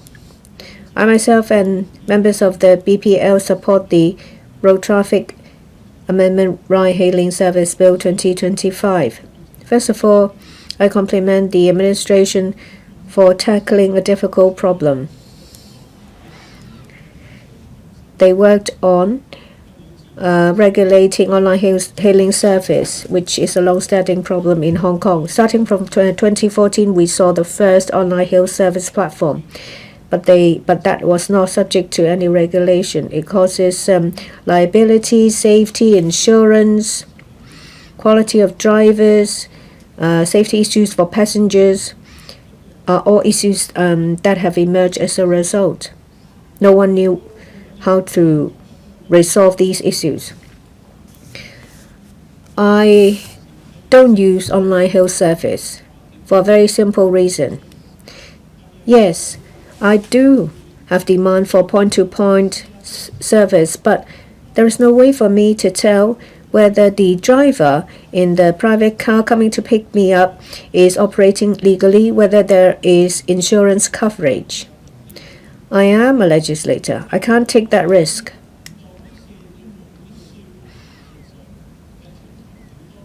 But my choice not to use it doesn't mean that there is no demand. In a lot of major cities, including those in the mainland, online hail service develops alongside the taxi trade. We have no reason to lag behind. We need to put in place a regulatory regime. Data shows that currently there are 880,000 people using point-to-point service. 190,000 use online health service. It shows that there is an acute demand, especially during peak hours or at remote locations. During peak hours and in remote locations, it's difficult to hail a taxi, so online health service plugs the gap. Our government uses rail service as the backbone, supplemented by different modes of public transport. Introducing online health service is not to disrupt the current policy. The service will be a new component in the ecosystem. Regulating it will ensure healthy development. The aim is to provide a diversified mode of transport choices. It encourages healthy competition with drivers. As a result, platform drivers, vehicles, taxi drivers, passengers, they all benefit. The bill seeks to amend CAP 374, that is the Road Traffic Ordinance, as well as other statutes. It is to provide for matters related to online hail service, that is in relation to the platform, vehicles, and drivers. All these parties will have to be covered by a license or a permit to make sure that they operate legally. Under the bill, online health service platforms will have to be licensed. The company must be registered in Hong Kong with sufficient operating and financial capabilities. They have to conduct due diligence on vehicles and drivers to ensure that they are legal. Operating data will have to be kept. This stops the emergence of illegal platform. Vehicles used for the service must be covered by a permit with an age lower than 12 years. Annual vehicle inspections will have to be conducted. In addition, there is the owner vehicle binding arrangement. By that, drivers are the registered owner of the vehicles. This is effective in preventing the license from being used for speculation. In relation to drivers, it is a requirement that drivers will have to be covered by a permit and meet various requirements. Say, for example, holding a full license for a certain period of time, no traffic-related convictions, as well as meeting certain service requirements. In relation to illegal carriage of passengers for hire or reward, the penalties and enforcement are enhanced. That includes suspension of driving license and vehicle license. The administration has taken on board the views of society. The Secretary for Transport and Logistics will propose a number of amendments, one of which is that if there is a suspension of driving license, then the driving permit of the online service will be suspended as well. There is no 21-day lag. This ensures that the suspension will take effect immediately. This is more effective in protecting property and passengers. The approach adopted by the administration is to first put in place a framework before ironing out the details. This is to ensure that there is a consensus on the general direction before working out the details. This is a pragmatic approach. In 2026, the administration will introduce subsidiary legislations on setting of fees as well as maximum number of vehicle permits. I asked the administration to extensively consult the trade and the general public to ensure that the new regulatory framework will be effective, fair, as well as forward-looking. In short, this is an important step towards improvement of the personalized point-to-point transportation trade. This provides more choices for the public. It also enables a change for the taxi trade. It is a win-win situation for all. I also submit in support of the Road Traffic Amendment Ride-Hailing Service Bill 2025 and the committee's stage amendments by the Secretary. Mr. Andrew Lam. President, for an affluent city with a hectic lifestyle and many tourists, we cannot just look away from online ride-hailing services. Point-to-point personalized transport services make up just 7.5% of the passengers using public transport. But this is a contentious issue. Every day, 119,000 passenger trips take place with ride-hailing services. That's 22% of all personalized point-to-point transport services. People truly need such point-to-point transport services.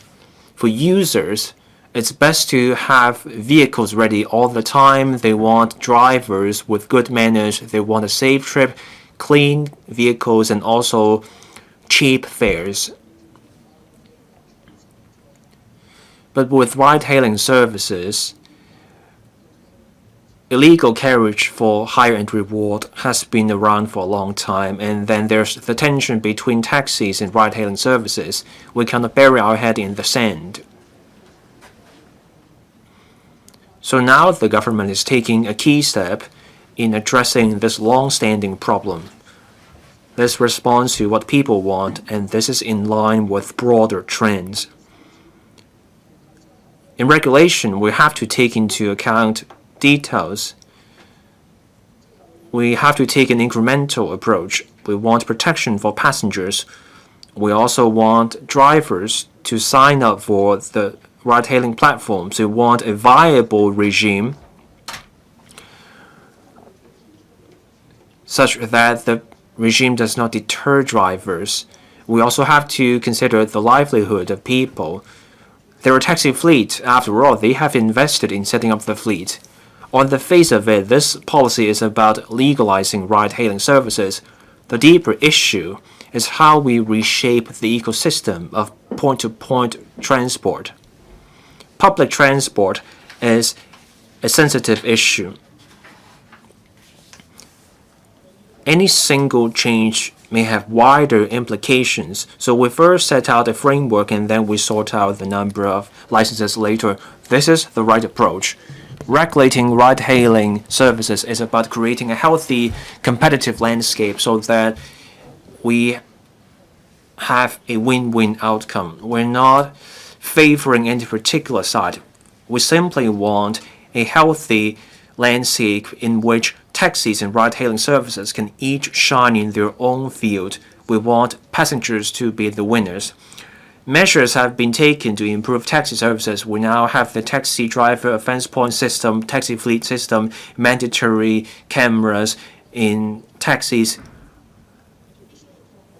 All those steps are in the right direction. As we regulate ride-hailing services, we should also give support to the taxi industry so that taxis and ride-hailing services can complement each other instead of engaging in a zero-sum game. This bill sets out a regime requiring licenses or permits for platforms, vehicles, and drivers. It's part of a two-step approach. Stiffer penalties for illegal carriage of hire and reward will help ensure a level playing field.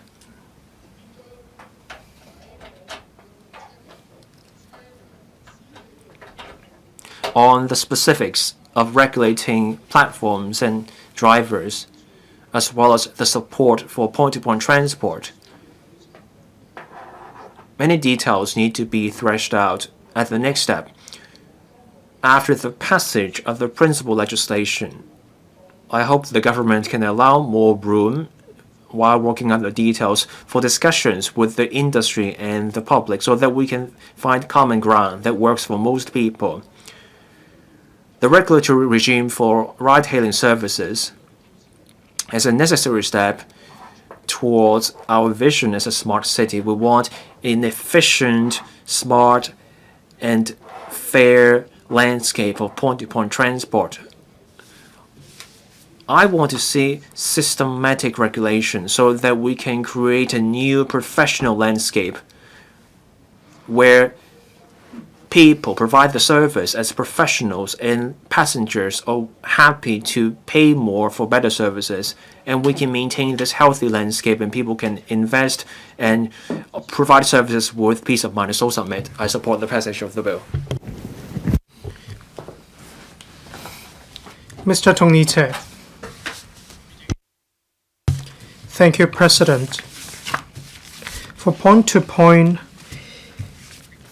transport services, we only have the option of taxis in Hong Kong. I understand quite a lot of members of the public are dissatisfied with taxi services. I don't always take taxis, so I don't have quite a lot of experience in relation to overcharging, not using the most direct practicable route. But I have seen quite a lot of old taxis. In mainland China, I have quite a lot of experience using ride-hailing services. Attitude of drivers is polite and good. The cars are in good condition as well. I could even choose which songs to listen to. That is why many citizens in Hong Kong will choose personalized point-to-point transport services, I mean ride-hailing services, even at the risk of breaking the law. The government has been taking different measures to improve personalized point-to-point transport service. In the middle of this year, the taxi fleet was launched. Through this bill, private cars can provide ride-hailing services as well. It is hoped that at peak hours, the spare capacity could be better utilized. This will minimize other problems caused by taxis. This will also drive the taxi trade to improve the service quality. This will provide a wider range of commuting services for the public. There is a gray area in relation to ride-hailing vehicles. It is said that standards need to be set in order to provide for regulation, including the requirement to take out insurance policy, privacy and data security, and so on. I agree with the major principle. Ride-hailing service is the major trend for larger cities around the world. However, legislation needs to be fair, effective, result-oriented, in addition to being well-intended. As for the regulatory framework under this bill and the future subsidiary legislation, such as licensing mechanisms, I understand the trade has put forward quite a lot of reasonable, rational, and well-supported arguments. Upon the regularization of the fleet,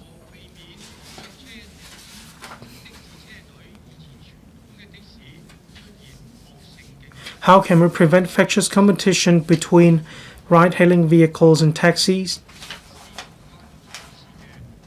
If the service quality couldn't be improved, This is not in line with the administration's proposal.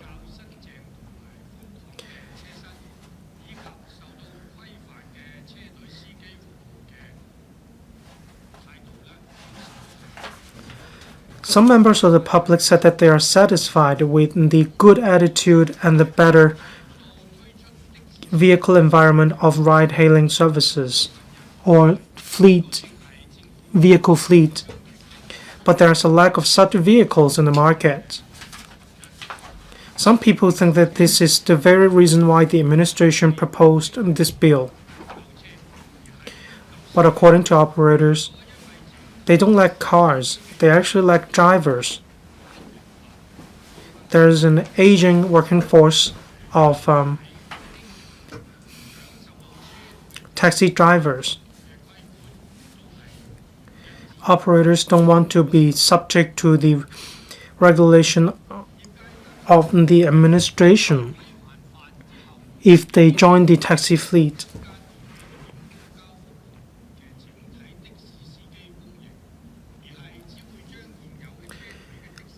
Some people are worried.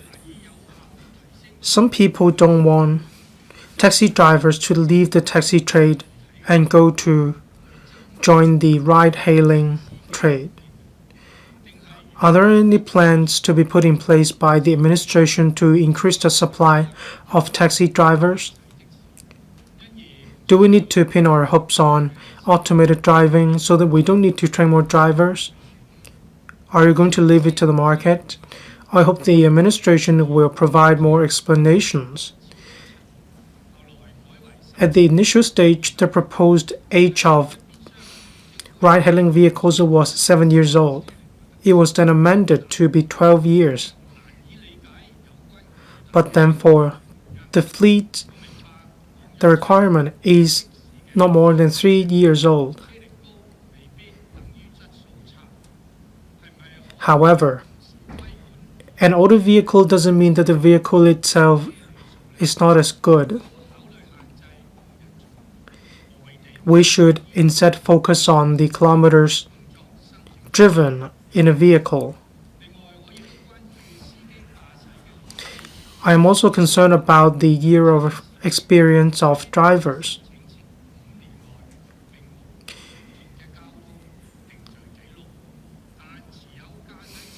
Ride-hailing drivers need to have no serious traffic convictions within 5 years of the application.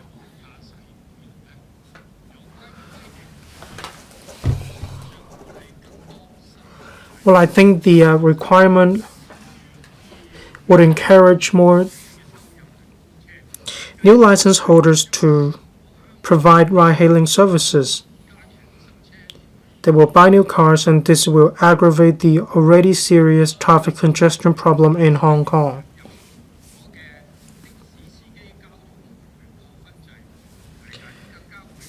Now we have the taxi driver reference point system.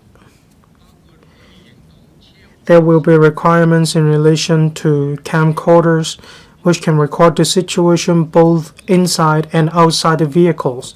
The purpose is to ensure and improve road safety and protect consumers. Should ride-hailing vehicles be subject to the same restrictions? If not, will it give rise to unfair competition? This will undermine the protection offered to road users and passengers.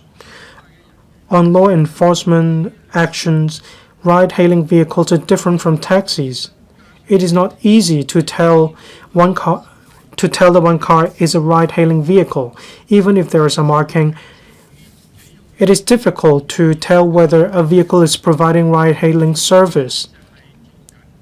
A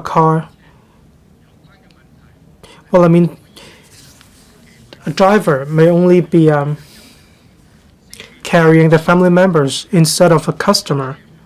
We should introduce facial recognition technology to regulate ride-hailing platforms.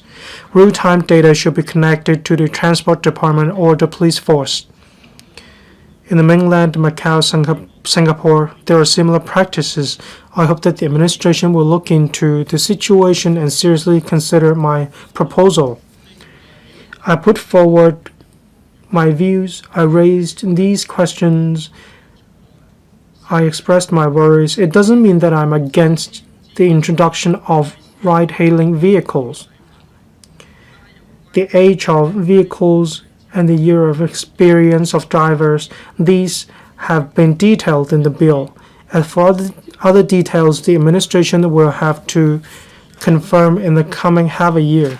I urge the administration to listen to different stakeholders, including the taxi trade and potential ride-hailing drivers and the operator of driver platforms. The insurance sector also needs to be consulted. Subsidiary legislation needs to be made well. We need to improve personalized point-to-point transport services by fleshing out all these details. I so submit. Thank you. Mr. Adrian Ho.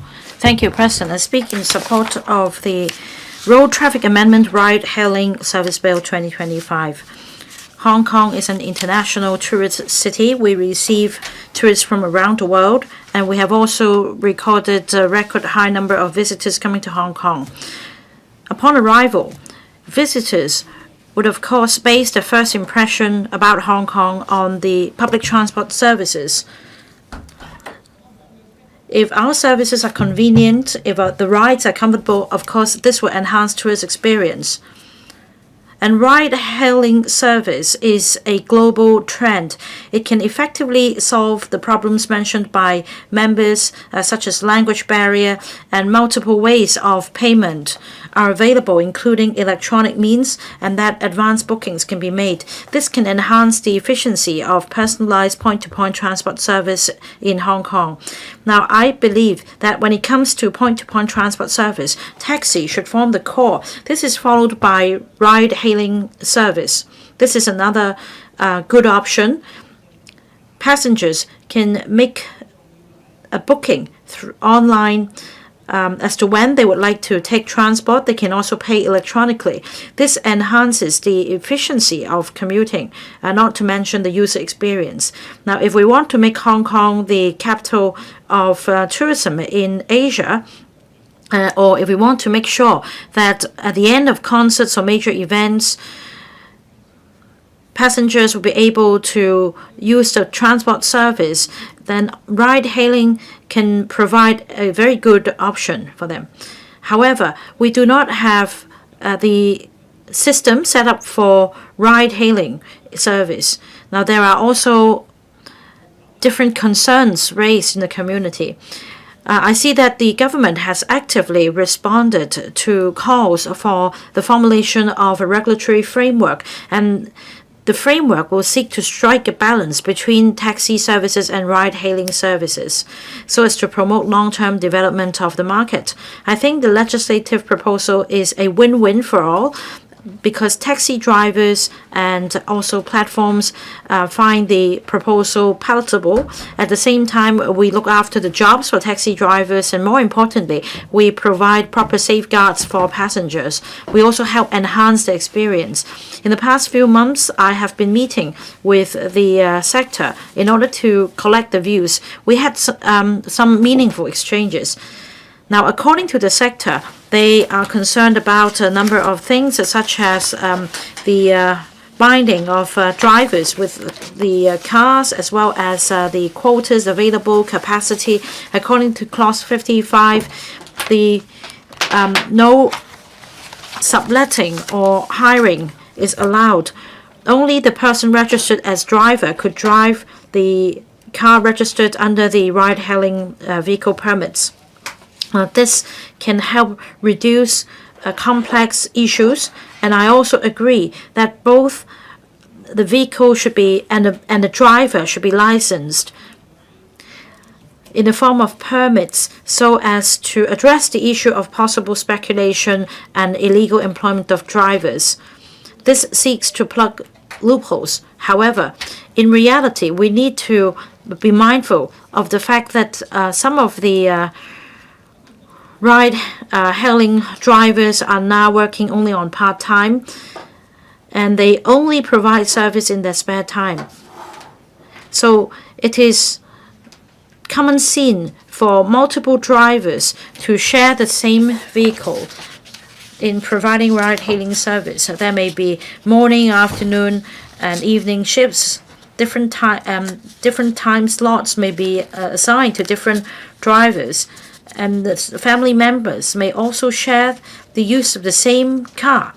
So this binding arrangement may add to the cost of operation of drivers. In light of this additional cost and a possible reduction in income, this threshold may not be appealing to these drivers despite their interest in operating the service. So after introducing the mechanism, the administration should collect data and review the effectiveness and make adjustments accordingly. Apart from ride-hailing service, I'm also concerned about the data obtained through operation of the online platforms. For example, the number of drivers and number of vehicles, the ratio of full-time to part-time drivers, average mileage, and the average age of the vehicles. I believe all these will have an impact on the binding arrangement.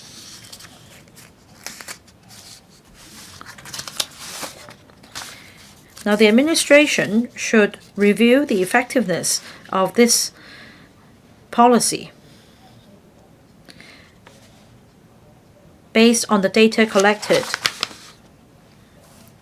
The administration should also explore possible adjustments to the framework, including the vehicle permits and licenses. And as I mentioned, the administration should consider mirroring the arrangements for northbound travel for Hong Kong vehicles and allow drivers to appoint a direct relative, such as the spouse or the child, to register for the use of the same car to provide flexibility. According to the government, now the Commissioner for Transport will set a quota on the number of licenses to be issued, to be published in the Gazette. And this is yet to be announced. I hope that there will be greater transparency by next year when the subsidiary legislation is made. Of course, if we don't set a cap to the number of licenses, this may add to the burden of the road network. This may also exacerbate unhealthy competition. This will lower the efficiency of point-to-point transport service in general. However, if we don't have sufficient number of vehicles running in the street, especially at night, it will be very difficult to hail the car at night. There won't be any vehicles responding to the calls. So I think the administration should consider the high turnover rate and the livelihood of drivers. And on top of those, the administration should consider the turnover rate of taxi drivers, the number of full-time and part-time drivers, their ratio, and also the discrepancies in the capacity during business and non-business hours in order to set the most suitable quota for the number of licenses. Now, if every year we see a high turnover rate of drivers or a lot of part-time drivers working for unstable periods, or perhaps if there are drivers who are licensed but do not help run the business, then something should be done to make up for the shortfall in capacity in order to meet commuting needs. This legislative framework provides a very important foundation for subsidiary legislation in the future. The bill expressly provides that due diligence checks are required, That means operators must ensure that the driving permits and the driver's licenses are valid, or else the operator will be in breach of the law. I hope this will be put to practice.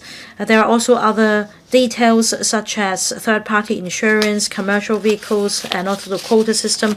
I think these issues can be dealt with by way of subsidiary legislation. Now, President, I hope that when the administration makes the subsidiary legislation, these details will be set out with clarity so that a win-win situation can be created for the sector as well as the taxi trade. I support the bill. Mr. Frankie Yik. Now, for ride-hailing services which are illegal, they have affected Hong Kong for 11 years. Now, the taxi trade bears the brunt. There is a drastic drop in the taxi drivers' income. This causes a high turnover among taxi drivers. This doesn't just happen to the taxi trade. It affects the transportation sector in general. For some full-time drivers, they can now take up a job as freelance, and then they can also keep the private car for this ride-hailing purpose. And this accounts for the overall shortage of professional drivers in Hong Kong, and that is why the government has introduced supplementary imported labor. Now, illegal online hailing of vehicles does not provide sufficient safeguards. There is a lack of motor insurance. Over the years, along with the sector, I have been urging the government to legislate against the white license cars. And like the chief executive said, there is a need to improve the operation of the taxi trade, and we need to phase out white license cars. Now, after years of efforts, the sector finally welcomes the latest policy stance of the government, and that is when it comes to personalized point-to-point transport service, taxi service should form the core, and that ride-hailing service will be allowed to supplement the service gap. Now, in the deliberation of the bill, I raised a number of concerns on behalf of the sector. For example, whether the bidding system should be put in place for the licenses. According to the Bureau, there is no intention to put in place a tendering process to avoid speculation. However, I must point out that one can apply for this license as long as the vehicle passes the annual examination and it's less than 12 years of age. So for ride-hailing service, as long as you are licensed, you only need to pay for a lower cost. This is not a level playing field. Now, when it comes to identification marking, according to the administration, details will be set out in subsidiary legislation. Now, should we also require these drivers to identify themselves, such as the same as taxi drivers? And the fourth point is about third-party insurance. In-vehicle cameras and dash cameras should be installed just like taxis. In particular, in-vehicle cameras. This is to provide safeguard for passengers and drivers. The fifth point is that we should limit the service hours of ride-hailing, especially during non-peak hours. They should not compete with taxis for business because it's very difficult for taxis at night already. The sixth point is that in terms of the number of licenses, there should be a cap. The government has already expressed that there will be a cap. Seventh, the point, the licensing mechanism. During peak hours, when the taxis are not able to meet the demand, the ride-hailing service can of course provide support, but this can induce traffic jam. Now, in fact, this is already happening in the mainland. We'll continue to discuss with the government and follow up on this matter. In fact, recently, there are so-called tips online advising people to buy second-hand cars from Japan, and that through private agreements, the cars can then pass on to these online ride-hailing drivers to conduct the the business, and this there is a concern that this will further eat into the taxi service market. The government should draw up a solution to prevent such from happening.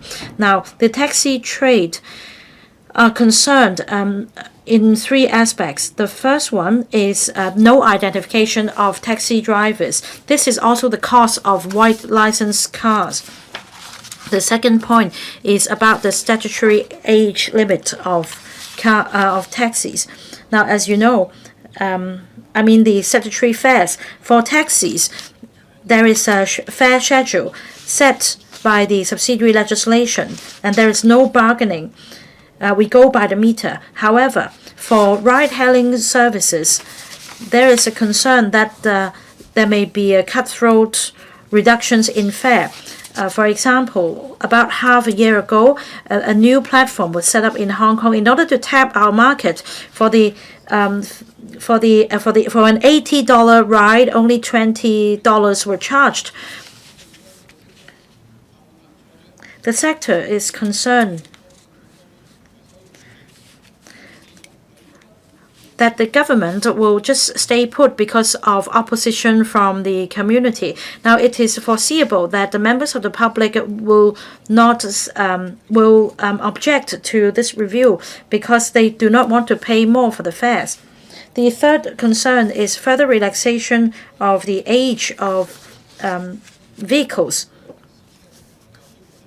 Now, for taxi fleets, the new requirement is that the vehicles must not be more than 3 years of age. For ride-hailing service, however, the age limit is relaxed from 7 years to 12 years. This is a new type of service, and for private cars, at the moment, a second-hand Japanese car which is 7 years of age, could be bought in just within $100,000. That means for a period of 5 years, on average, it just costs you $55.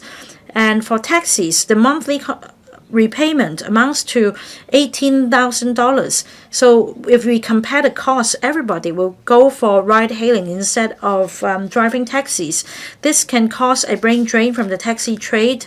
This will exacerbate the driver shortage in the taxi trade as well.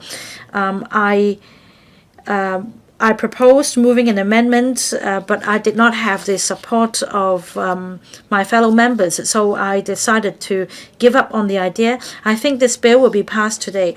Now, what is important is that the government proceeds to making subsidiary legislation. In fact, along with the taxi trade, I already raised concerns in this council. And I think when it comes to the subsidiary legislation stage, the administration will explain and allay the concerns of the taxi trade and come up with solutions so as to provide a level playing field. As I said at the outset, we need to make sure that the taxi trade will not be phased out. Mr. Chow Su-chung. Deputy President. The public transport system in Hong Kong is very well connected, but citizens still have a great demand for point-to-point transport services. Before, we relied on taxis to provide such services. But with the development of technology and sharing economy, we have seen the growth of ride-hailing service. With matching online, drivers and passengers are matched, and one can hail a vehicle via an internet application. With this new point-to-point transport service, it has its unique advantages, and since 2014, we have seen such services available in Hong Kong. But most of the vehicles did not have hire car permits, therefore they are illegal.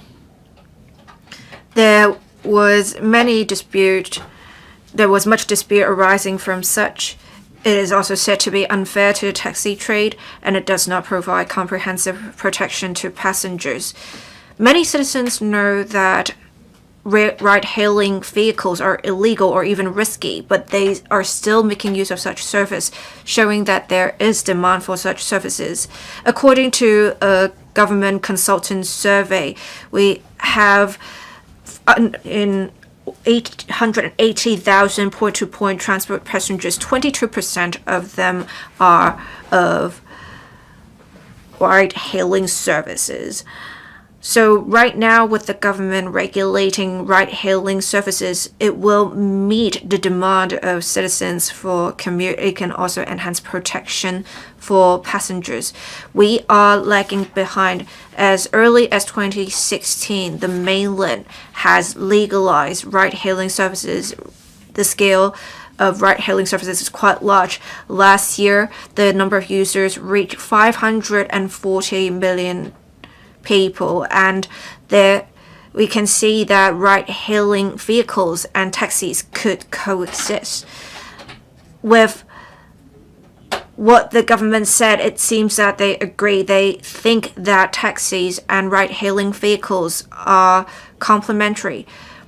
We do understand the taxi trade may be affected somehow still with the regulation of ride-hailing services, but compared to before, where there is no limit or restrictions on ride-hailing service, the impact on the taxi trade can be limited.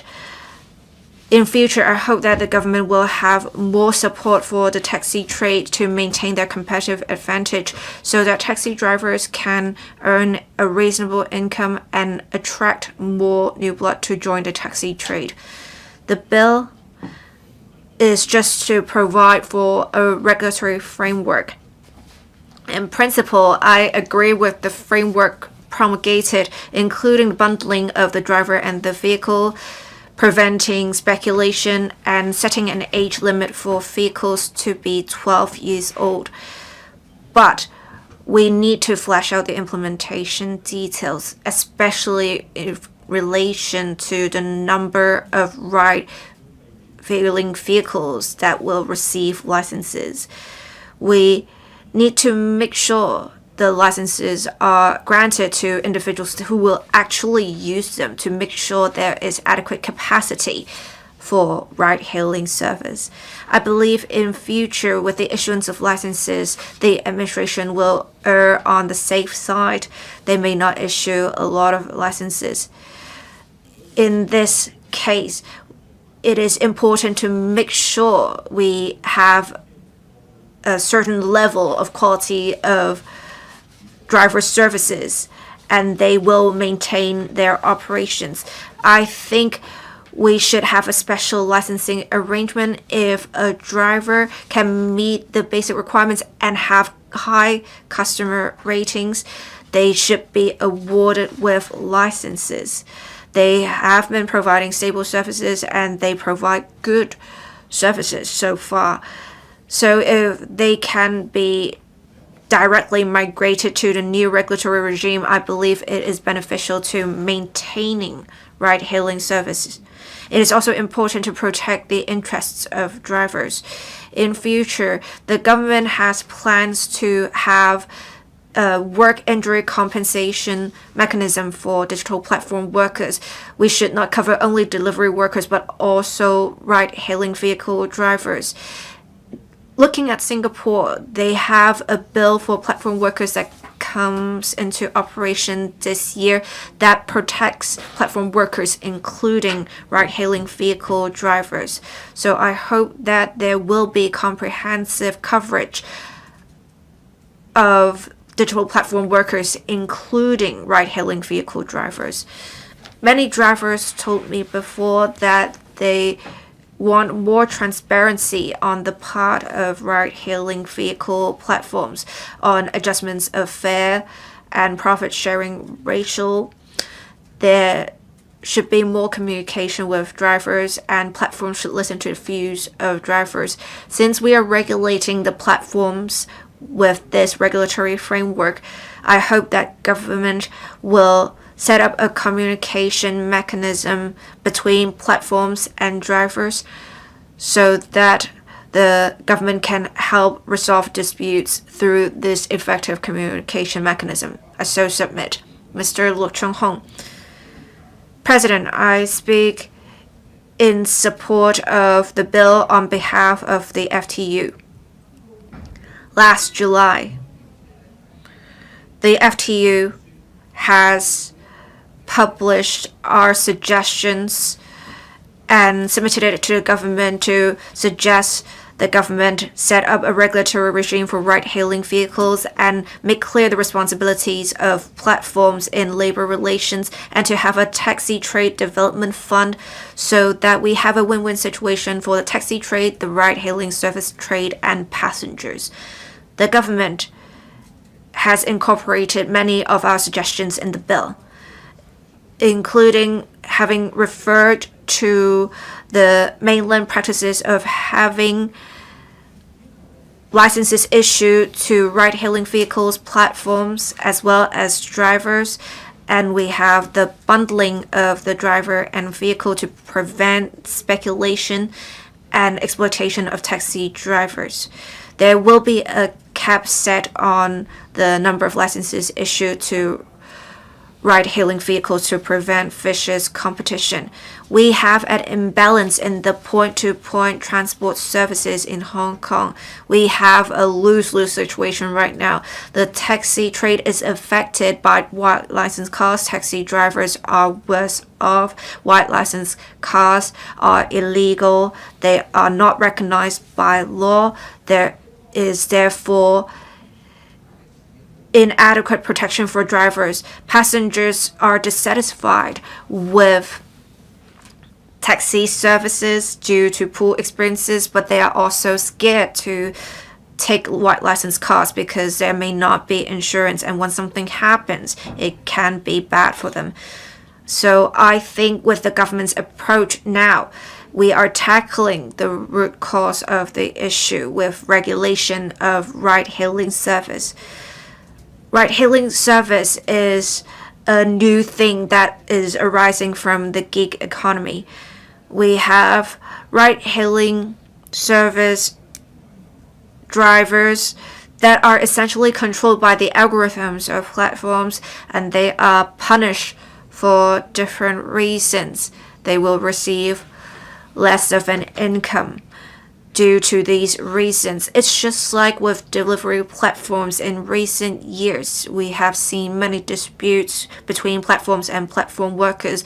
We urge in future with the work injury compensation mechanism and other labor-related laws, ride-hailing vehicle drivers should be protected. So I think we should have a tripartite communication platform that would include the government, drivers, and platforms to regulate the algorithms of platforms and to make sure compensation matters are fleshed out to protect the interests of the ride-hailing vehicle drivers, as well as to maintain service quality and enhance passenger protection. Unfortunately, the government has not taken on board our suggestions in this regard so far. We hope that the Secretary would understand a platform economy will often cause an oligopoly. And it's not like the drivers can automatically or very easily move to other companies, and other platforms will take good care of the drivers. We have already seen serious involution in the mainland, and drivers are made worse off. They receive so much lower in income than compared to 2 to 3 years ago. In recent years, when we took ride-hailing vehicles, they have complained to us actually. So I hope that with a tripartite platform, it can bring about a healthy development of the ride-hailing service trade to prevent overexpansion of such services and serious involution, and again causing a lose-lose situation for all. The FTU hopes the administration can continue to maintain the principle of encouraging citizens to make use of public transport system And for personalized transport services, they will mainly rely on taxis and only complemented by ride-hailing vehicles. I think ride-hailing vehicles can in particular target the high-value passenger group. We have several suggestions in this regard. We should set a cap on the number of licenses to be issued to ride-hailing vehicles. We should move up the number gradually. I can see that the bill has accommodated this, but what is important is we need to have a scientific and objective assessment mechanism to gauge the road traffic situation and the impact caused by ride-hailing vehicles, and that the number can be adjusted upwards and downwards.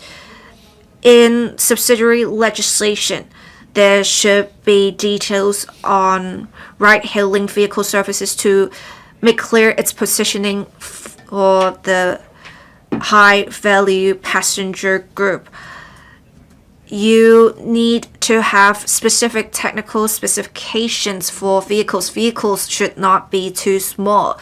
They need to be comfortable, right? So they should be of a certain length. They should also be EVs to be environmentally friendly. As for equipment in car, there is an age limit of 12 years old, but we should have more standards than that. We need to make sure that the parts are safely secure. There shouldn't be any fabric coming off of the sofa, because we want to give off a good impression with our ride-hailing vehicles. We also need to combat white license cars. We have seen companies operating white license cars will provide significant concessions, so their fares are cheaper than those of the taxi trade. That causes unhealthy competition because they are trying to lower the prices unreasonably. The government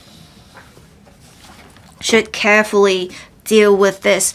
With the charges of ride-hailing vehicles, they should not be cheaper than taxi fares of the same distance. The bill says that only registered owners of ride-hailing vehicles can apply for ride-hailing vehicle driving permits and licenses for the vehicles. I appreciate this. The administration has made it very clear. Drivers can replace their vehicles, but the vehicle's registration will be tied to the drivers. I welcome this approach. We have to continue to combat illegal carriage of passengers for reward. After regulation of ride-hailing vehicles, there may still be white license cars. When I was in another place before, I was asked to cancel the order on the platform with discounts provided by the driver because they don't want to have commission taken by the platform. But this is unfair to the platform and other compliant drivers. It is also risky to passengers. The government should continue to combat white license cars in future. For ride-hailing platforms, they are now operating white license car business that is illegal. Should we allow for a direct migration? I think it will be unfair. For companies that are applying for ride-hailing platform licenses, they need to incorporate another company. They should re-register. They should gather and collect data of passengers from scratch so that it can be a level playing field for all compliant practitioners and the taxi trade so that we have a significant change in the point-to-point transport services. Next, Dr. Johnny Ng. 透過 Thank you, President. We have seen technological advancements. Ride-hailing services are getting currency around the world. The demand is still increasing in Hong Kong. Actually, a decade ago, many places around the world already started to regulate ride-hailing service platforms. The current term government wants to keep up with the times to regulate ride-hailing vehicles. I emphasize that we need to regulate ride-hailing vehicles in a reasonable manner. We need to strike a balance between citizens' interest and the development of the local transport sector. Hong Kong is a metropolis. Providing ride-hailing services is the major trend. We need to help them to coexist with the taxi trade. There are both pros and cons for either. There is no zero-sum game. They need to complement one another in order to achieve a win-win situation. This will drive society forward. I agree with the administration in this regard. The Road Traffic Amendment Ride-Hailing Service Bill 2025 introduces a clear legal framework to regulate ride-hailing services. Platform, car drivers all need to obtain a permit in order to provide better protection to passengers. At the same time, taxis and ride-hailing vehicles also need to achieve complementarity. This will promote the future development of personalized point-to-point transport services. I believe regulation in this regard will lead to a win-win situation for members of the public as well. Members of the public can continue to flag down a vehicle in the streets. They can make a booking online. They can simply go to a taxi stand to board a taxi.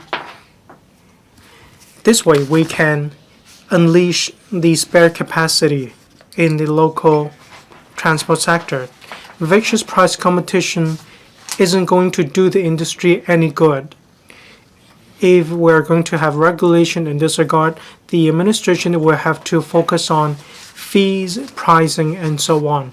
If need be, the administration will have to step in and regulate, for example, pricing. If there is vicious competition in the market, say the provision of major subsidies or cutthroat reductions in fare in order to obtain a larger market share, this will threaten the healthy development of the market, and the administration will have to step in.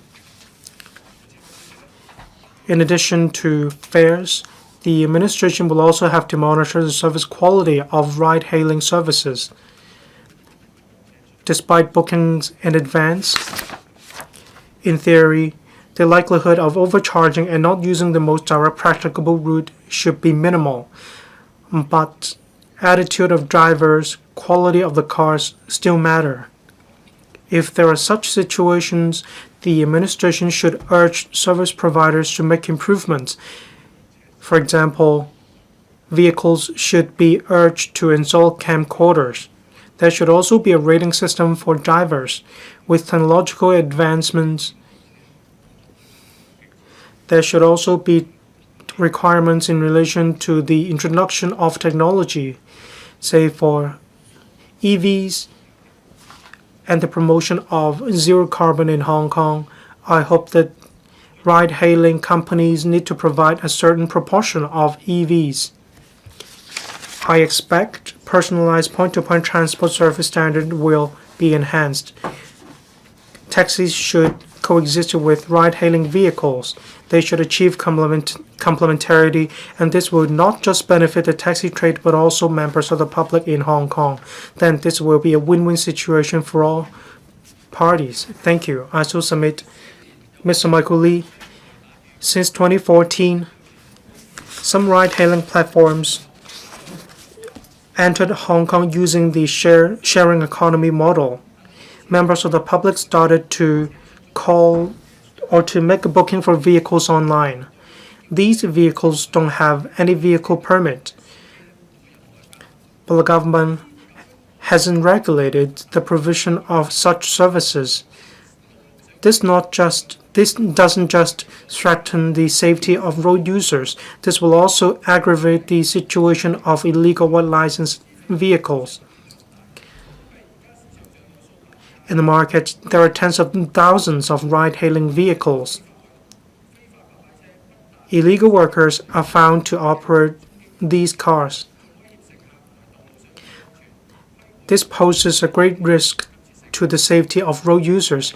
That's why there is an urgent need to regulate ride-hailing vehicles.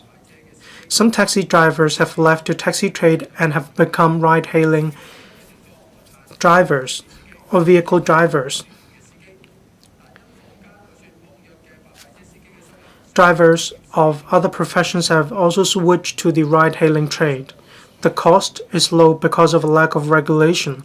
The income, therefore, is higher. There's a great level of freedom for ride-hailing vehicles. They can go to work or go off work anytime they want. That's why some drivers have been attracted to join the ride-hailing trade. And this is exactly the reason why in different sectors there's a lack of drivers.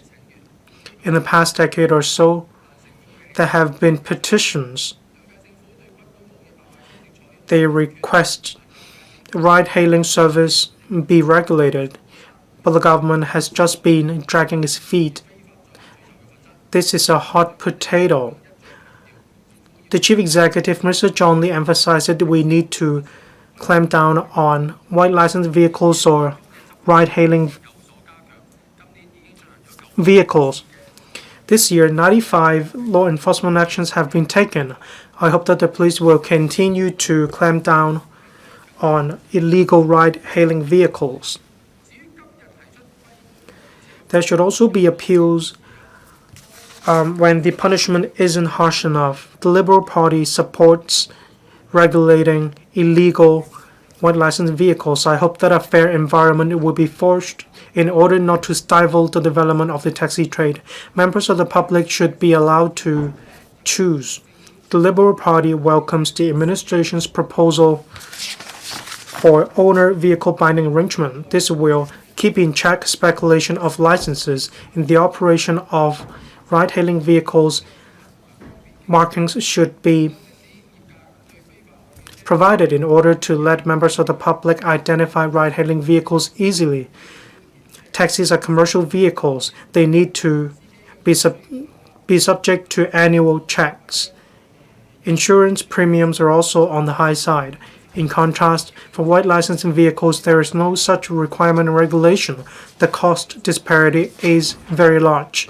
That's why a lot of passengers have been diverted from the taxi trade to the ride-hailing service industry. Take taxi as an example. If the taxi fare is only $80, for ride-hailing vehicles the fare is only $20 to $30, and this will affect the livelihood of taxi drivers. The Transport Department has already issued warning, but there are still worries in the sector. They are worried that ride-hailing vehicles will take customers away from them. Therefore, they call for regulation of ride-hailing vehicles, and the price level shouldn't be below that of the fares of the taximeters. The Liberal Party wants the administration to keep a close watch on the fares of ride-hailing vehicles in order to prevent any cutthroat fare reductions. This will ensure an ecological balance when it comes to the public transportation sector. The number of licenses is close to the heart of the sector. Well, at the initial stage, the age requirement for ride-hailing vehicles was 7 years old. We need to put in place a stricter requirement. But afterwards, the age threshold was changed to 12. They want the taxi they want taxi drivers to join the ride-hailing trade as well. However, the cost of an older vehicle is actually higher than a younger vehicle, so to speak. That's why the taxi trade is worried. If the age threshold is relaxed, taxi drivers will be attracted to join the ride-hailing sector, and this will aggravate the situation of lack of drivers in the taxi trade. And there will also be more idling taxis, buses, and goods vehicles. When the government makes subsidiary legislation, threshold should be set in order to prevent taxi drivers from joining the ride-hailing trade. I speak in support of the bill. Thank you. Mr. Eric Yim. Thank you, President. To cater for the needs of development in this new economic era and the public's aspiration for point-to-point transport service, ride-hailing service is now the major trend. I support the legislative proposal. Now, in terms of the number of licenses to be issued, the fares, the design of the mechanism, interests of drivers, as well as sustainable development, coexistence with the taxi trade, there are issues to be addressed. What is key is that the personalized point-to-point transport service will be enhanced to make it more convenient and safe for commuters. Now, the taxi service quality is always the subject of complaints among locals and visitors, and there is also a shortage of taxis running in the streets, especially during peak hours. This is because of the market imbalance. In the past few years, several 10,000 drivers practiced illegal ride-hailing service, facing the risk of prosecution. They continue to do so, and members of the public welcome them because of the lower fares. There was a lack of regulation. Now, as for the number of licenses to be issued, ride-hailing service is supposed to complement the taxi trade so that both can coexist in Hong Kong, and through regulating the ride-hailing service, we can ensure harmony and order in this environment and promote competition so as to improve service quality of personalized point-to-point transport service. However, if the government imposes too many restrictions on, say, the number of ride-hailing cars, this will hamper the competitiveness, and this will fail to meet the commuting needs of citizens in Hong Kong. Now, for example, if there are too many restrictions, part-time drivers may decide not to continue with the business. And according to the taxi trade, once ride-hailing becomes legal, there will be no room for their survival. They will be subject to a lot of pressure. Now, I think that this concern is exaggerated, because if the taxi trade continues to provide good service, if the drivers are experienced, there is no worry of their businesses being taken away. For example,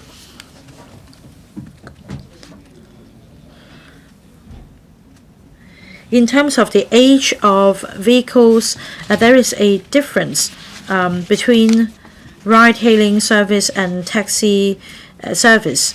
As for the taxi driver licenses, again, the validity period is one of 10 years. For ride-hailing drivers, the license is only good for 5 years. And this gives an edge to the taxi trade. The government needs to strike a balance. Now, after this bill has been passed, the government should gauge the situation, and that suitable adjustments should be put in place. The government should also step up regulation of the trade in terms of passenger safety, personal data, privacy. There should be measures to prevent platforms from offering concessions and illegally raising funds through introducing top-up wallets. Now, once again, I suggest that the age limit should be set, for drivers, should be set at 80 so as to ensure safety. Ride-hailing service leverages on technology. There will be analysis on the point-to-point transport service in general so as to enhance competitiveness and service quality. This can complement the service of the traditional taxi trade, and they should coexist with each other so as to achieve complementarity. I hope that a favorable environment can be provided to both to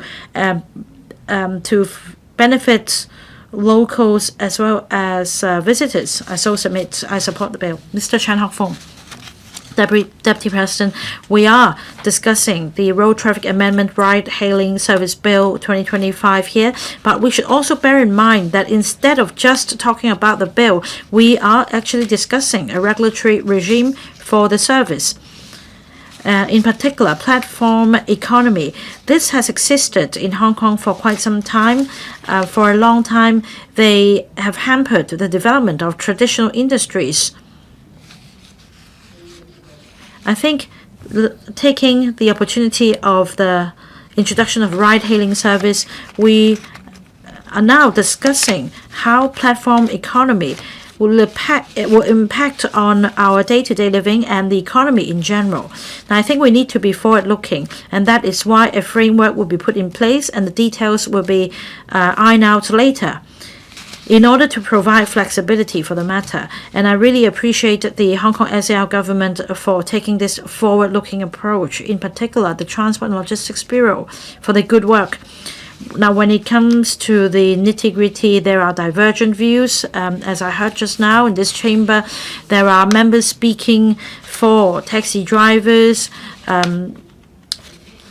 members speaking for passengers, as well as those speaking for ride-hailing drivers. This is exactly why we need to draw up the framework before we proceed to subsidiary legislation, and then we can further consult different stakeholders. What is important is for the government to take responsibility and show commitment in regulating the platform economy. I think this piece of legislation will provide an important reference to regulating the platform economy in the future. I'll try to define what platform economy means. It's not a traditional sector, economic sector or industry. Instead, it's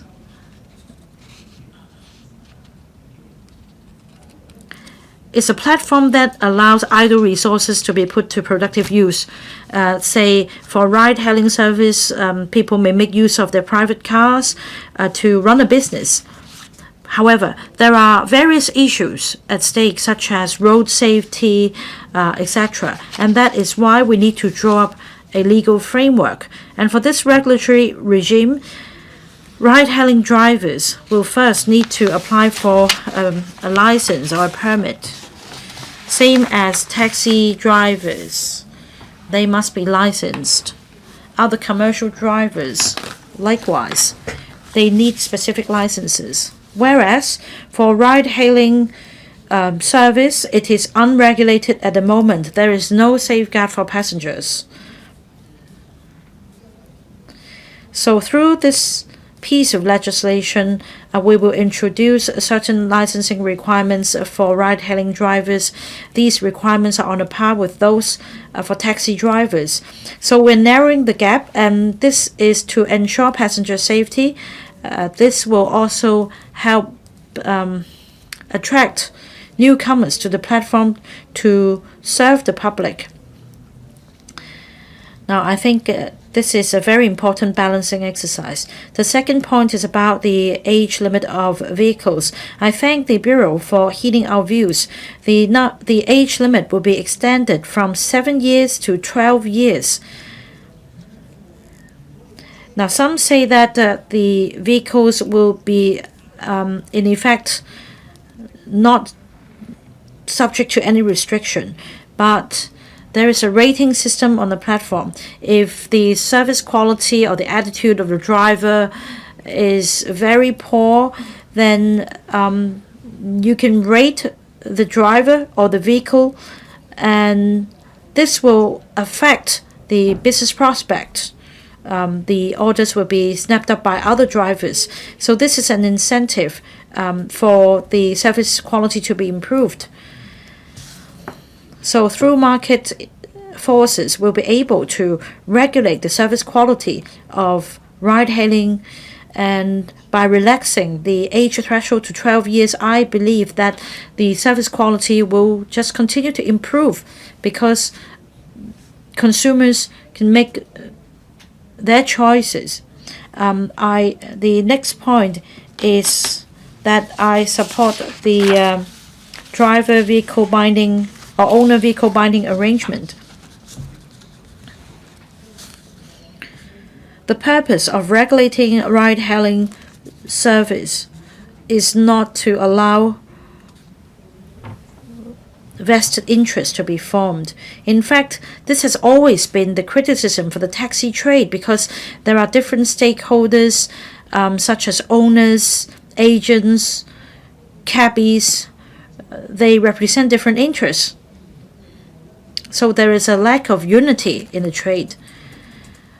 On the other hand, if there is no binding arrangement, then some may just own the license, and then this can be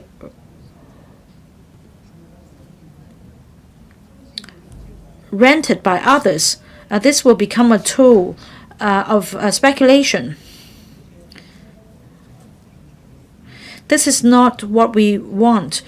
So through the owner vehicle binding arrangement, we can screen out those who are not interested in providing the service. And this is one way of breaking the barrier of vested interest.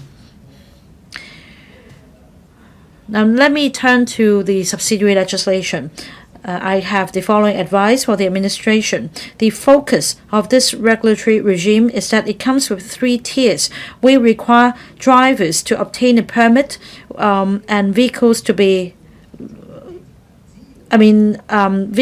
obtain permits and drivers to be licensed, and that you will relax the entrance threshold as much as possible. Now, you're not going to limit the number of licenses, but you're going to put a cap on the number of permits, vehicle permits. I fully appreciate why there should be a cap, but if you impose a cap on the number of cars, then how are you going to address a sudden surge of demand? So instead, I think you should step up regulation of the platforms instead. For example, on each platform, there are altogether 3,000 cars, and that the 3,000 is the quota. As long as you meet all the requirements, you can then apply to be registered under the first come first served basis, and then you'll be allowed to run this business. I think we can explore this approach in the next phase. This will also help prevent abuse. More importantly, through the regulatory framework, we can monitor the platform and monitor the status of vehicles as well as drivers. As long as the government regulates the platform, there is no need to go after each and every vehicle. We can ensure that platforms can provide reasonable services. From the citizens' perspective, I support this bill. I do hope that ride-hailing service can be legalized, and for the subsidiary legislation, I hope the government will continue to heed our views. Mr. Duncan Chu. Thank you, Deputy President.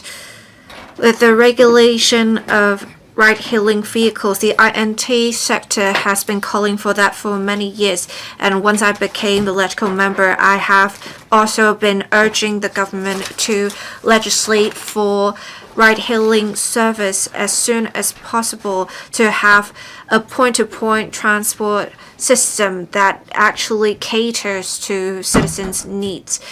We finally see this happening, and it does not come easily. We thank the Secretary for her efforts so far.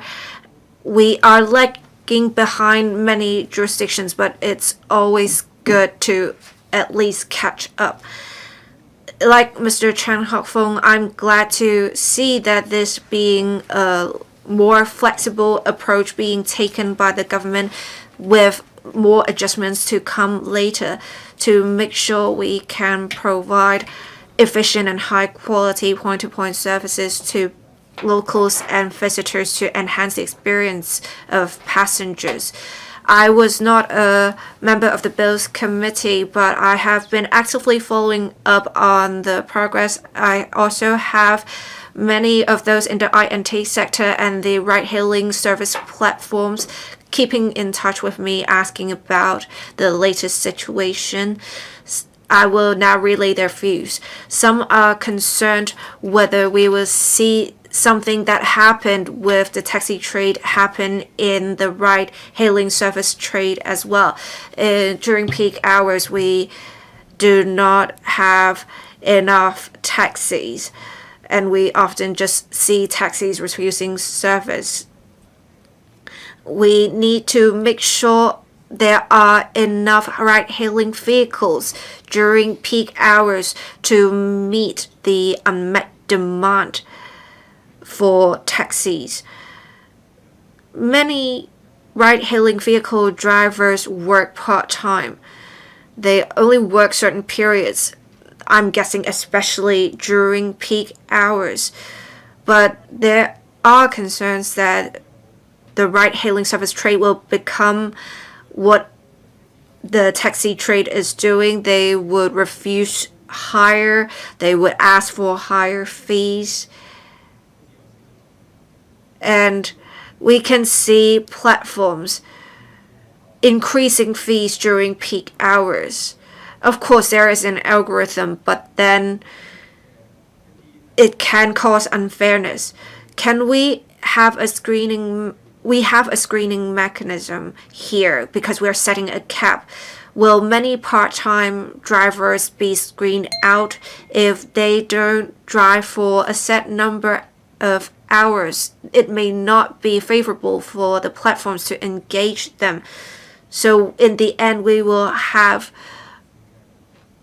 only full-time drivers in the trade. It is going to cause some issues in terms of the economy because it's after all about supply and demand, and if you have only full-time drivers, they will not increase their supply to meet the demand during peak hours.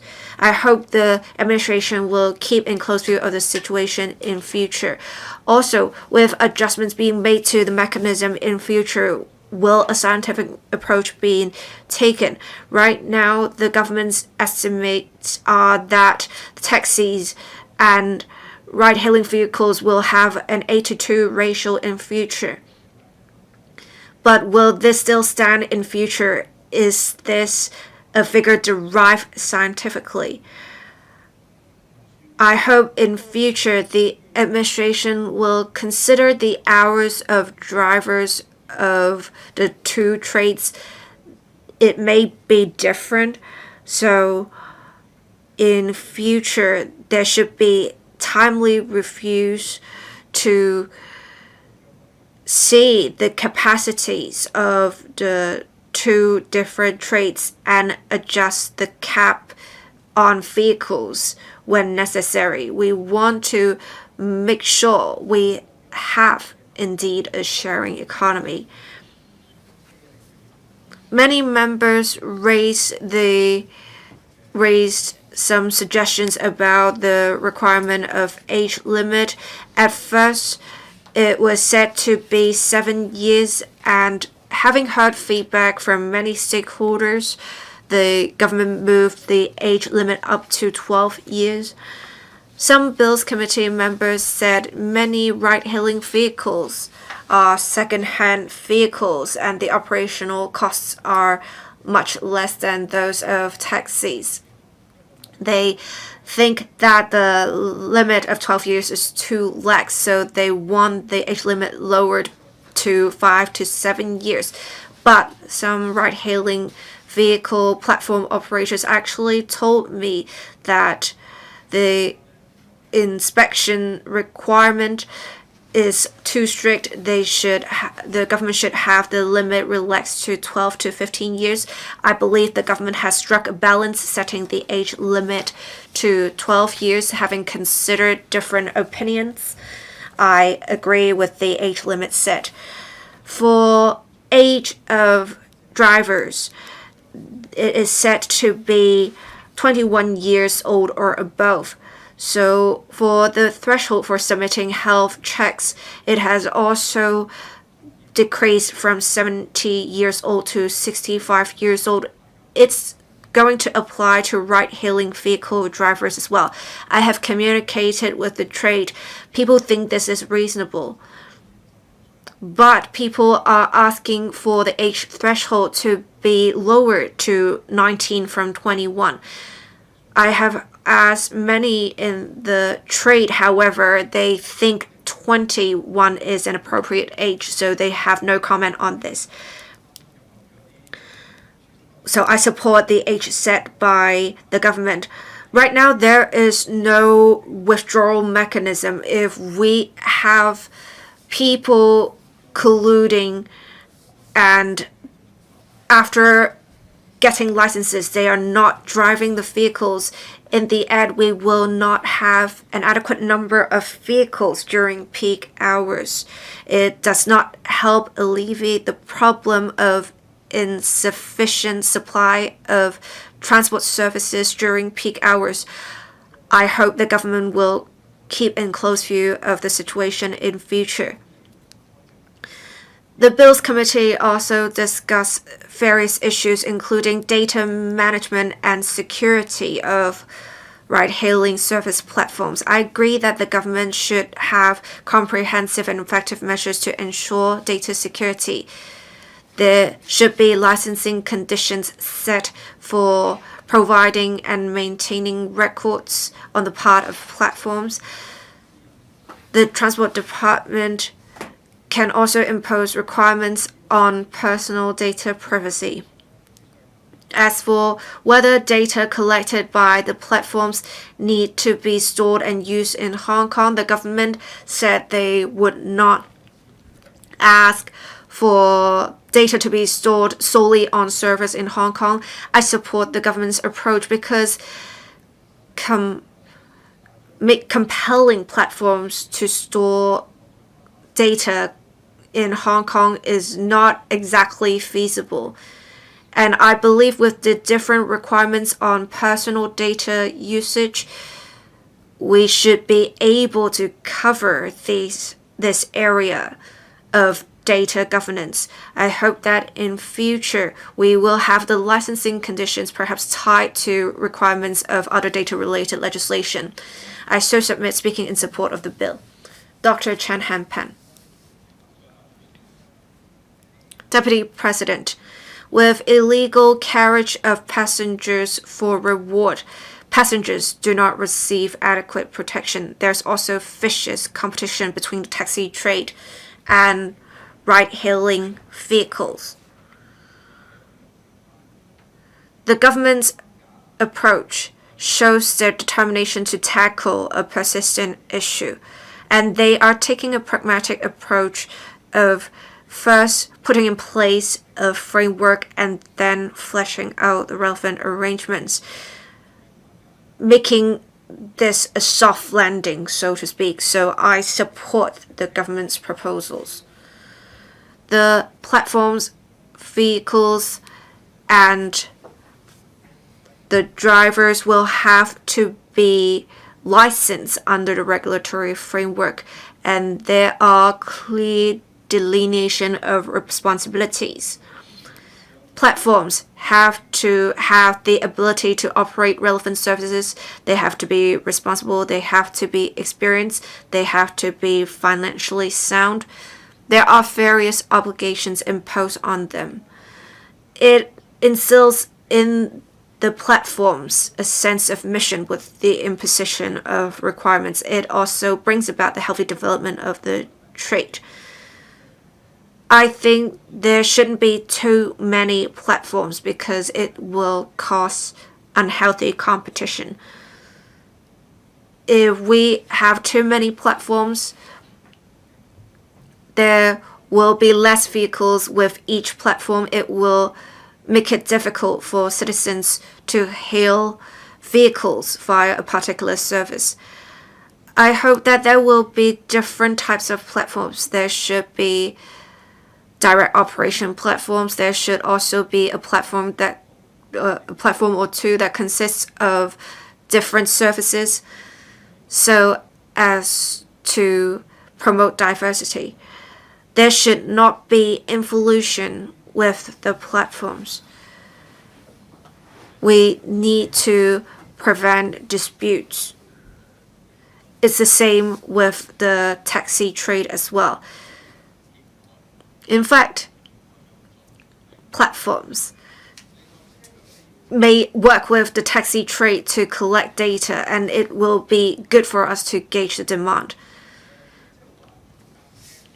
For the age limit of vehicles, people have different opinions. Some have an age limit of 7 years, so at the point of 5 years, one may no longer be able to drive their vehicle as a ride-hailing vehicle. But with the age limit set to 12 years, would it be too much? I think under the regulatory framework, we will see some healthy competition, and we will see better quality of vehicles. So I think the age limit is not the point. What is important is having good vehicles providing relevant services. There's really no point in imposing the age limit in a way. I think this is not the focus as long as you have a good ecosystem. Next, you have to help passengers identify whether the vehicle is a private car or a ride-hailing vehicle. There were different suggestions raised during the Bills Committee meetings. For example, in subsidiary legislation, should we say that there should be a marking? Should there be a light signal? As for the vehicle itself, we also need to make sure there are good insurance services available. I understand that with taxi insurance, we have observed some issues. So in future for ride-hailing vehicles, I hope the insurance sector can have diversified products so that there are different types of insurance for the private car itself or when it is being operated as a ride-hailing vehicle, and the fees charged will be affordable. If we have a good operational model, perhaps we can extend the arrangements back to the taxi trade, because the taxi trade is plagued by insurance issues. Manpower is very important. Both ride-hailing vehicles and taxis serve citizens. We should have consistent requirements of them.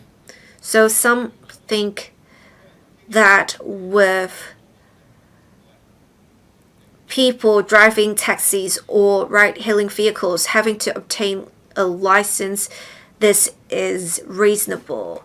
in future, the government will streamline the arrangements because the arrangements for taxi drivers and ride-hailing vehicle drivers are generally similar. So in future, with one wanting to drive a ride-hailing vehicle, they can just take the taxi driving test. So if they eventually want to drive either, they can. It provides more options for drivers, but it will also enhance mobility of drivers. So I think the taxi trade needs to make changes to their rental and operational models to catch up with the times. The taxi trade has some complaints about the ride-hailing service trade. While we do agree and there is a need for management, well, actually, otherwise we wouldn't have the bill today. It is still better than without regulation of what license cars or the ride-hailing services. So some regulation is better than nothing. We can eradicate illegal platforms. With the bill, we have increased penalties for illegal operations, so that will create a healthier ecosystem. Both the executive and the legislature hope that there are amicable interactions between the taxi trade and the ride-hailing service trade. And I told some of the representatives from the taxi trade that the taxi trade needs to embrace change and improve their operational models and provide better quality services so as to receive recognition of the public. We will only discuss this cap on vehicles in subsidiary legislation. I think if we can provide quality services and meet the demand of the public, we need to set a suitable cap that will create synergy with that. I think in the end, the initiative will lie with the industry. If they can already provide services that meet the demand of citizens with the ride-hailing service trade and taxi trade combined, we will not need to issue more licenses to the ride-hailing service trade. So I think this is something that the taxi trade can think about. We should look at regulation in a positive light. With a regulatory framework, with proper regulation, with subsidiary legislation, there will be more options for the general public, and it will be a win-win for everyone. I so submit. Mr. Perry Yu. Thank you, Deputy President. Ride-hailing services have been available in Hong Kong for quite a long time, but how can we better strike a balance between the needs of the public and tourists and the interests and rights of the trade? This has been a long-standing problem. I'm glad to see that the current term government has both resolve and determination. Ms. Mabel Chan, the Secretary, has been carefully listening to members of the public and legislators.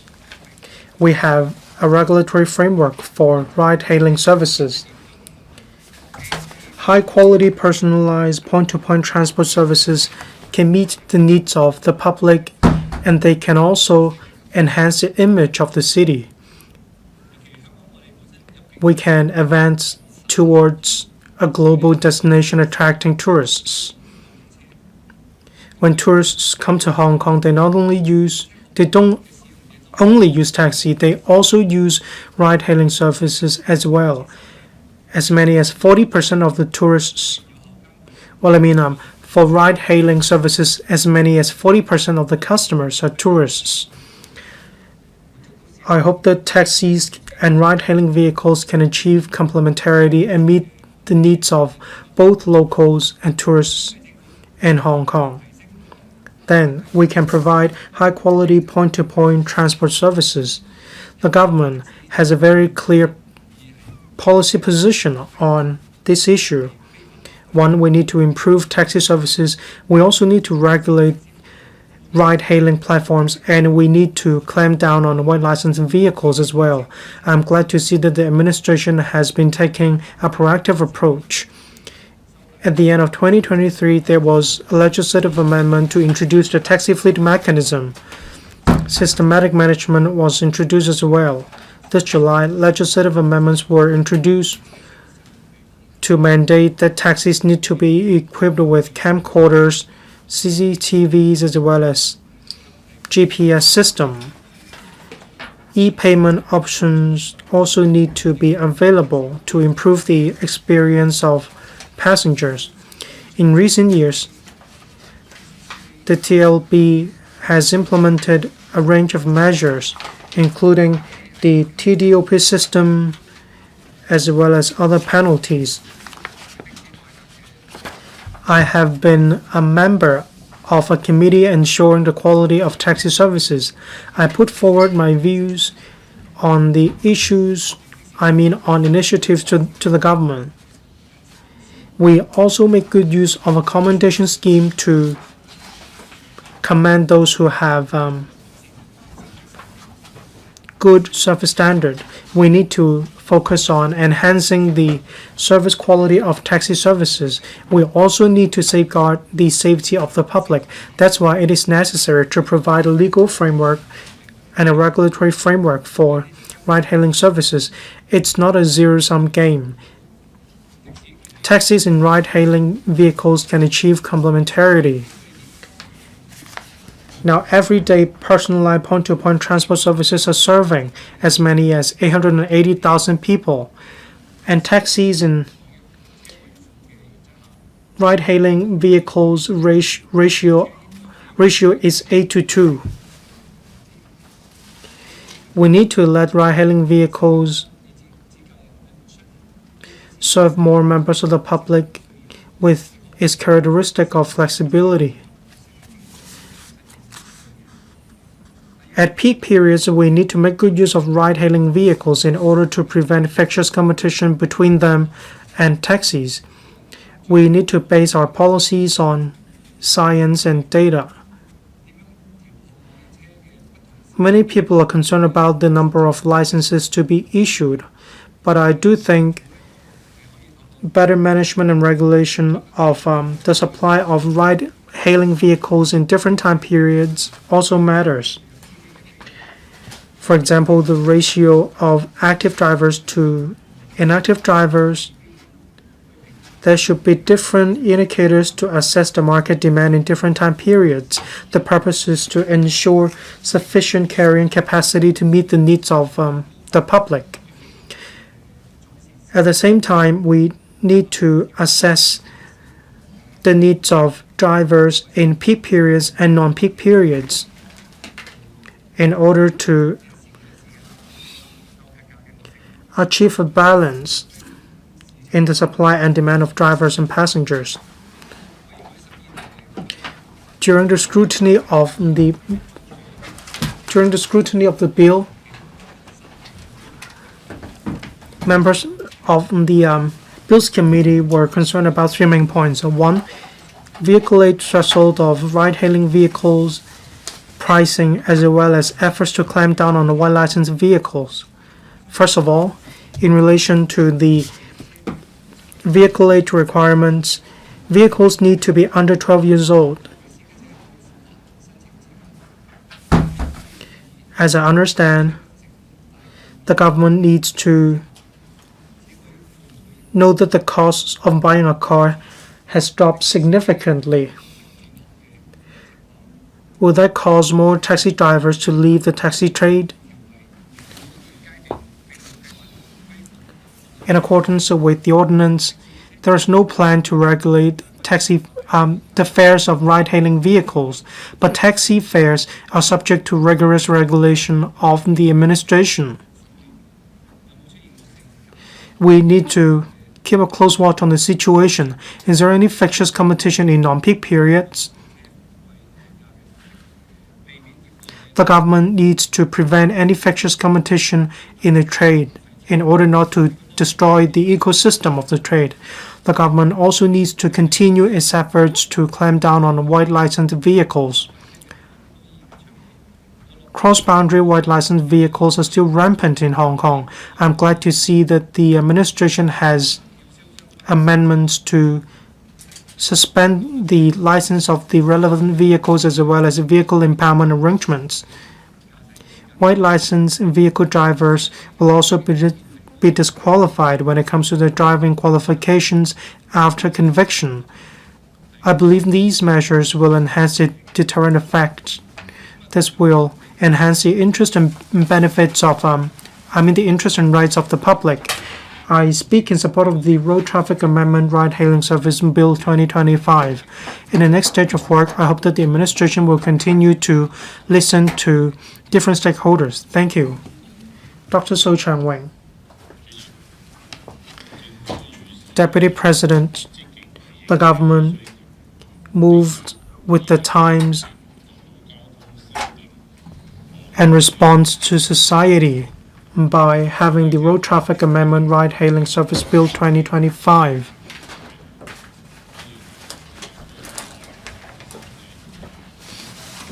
I believe the bill has a few purposes.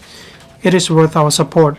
The traditional road traffic ordinance fails to cover the new mode of ride-hailing vehicles. This has led to vicious competition in the market. It has also given rise to a lack of interest and benefit protection. This bill fills the vacuum in this regard. There's a dedicated licensing mechanism for ride-hailing services. So platforms, drivers, they all have different laws to comply with, and we are taking a great step ahead.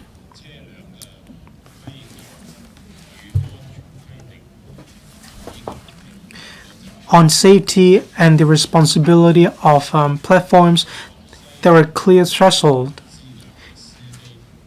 Drivers and vehicles that don't meet the requirements have been weeded out. This is also conducive to ensuring service quality and enhancing pricing transparency. This will better protect consumers in relation to their rights. At the same time, traditional taxis and ride-hailing vehicles are subject to a transparent system. They compete for more customers with innovation and better service quality instead of relying on regulation to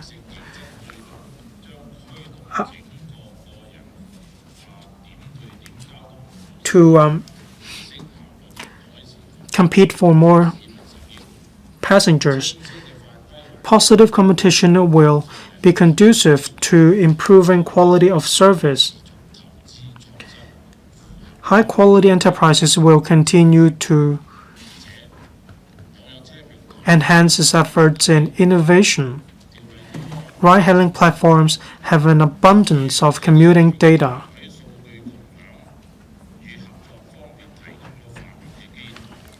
This bill provides a legal basis in this regard. On the premise of complying with the Personal Data Privacy Ordinance, these data help the government to better analyze the traffic situation in Hong Kong. Then we can overcome the bottlenecks in Hong Kong, improve transport planning, transport management, and so on. In the end, we will be able to improve the efficiency of roads in Hong Kong. Deputy President, this bill is a breakthrough, but implementation details need to be further fleshed out when the government makes subsidiary legislation in the future. So I hope that the administration will keep a close watch on the latest changes in the market.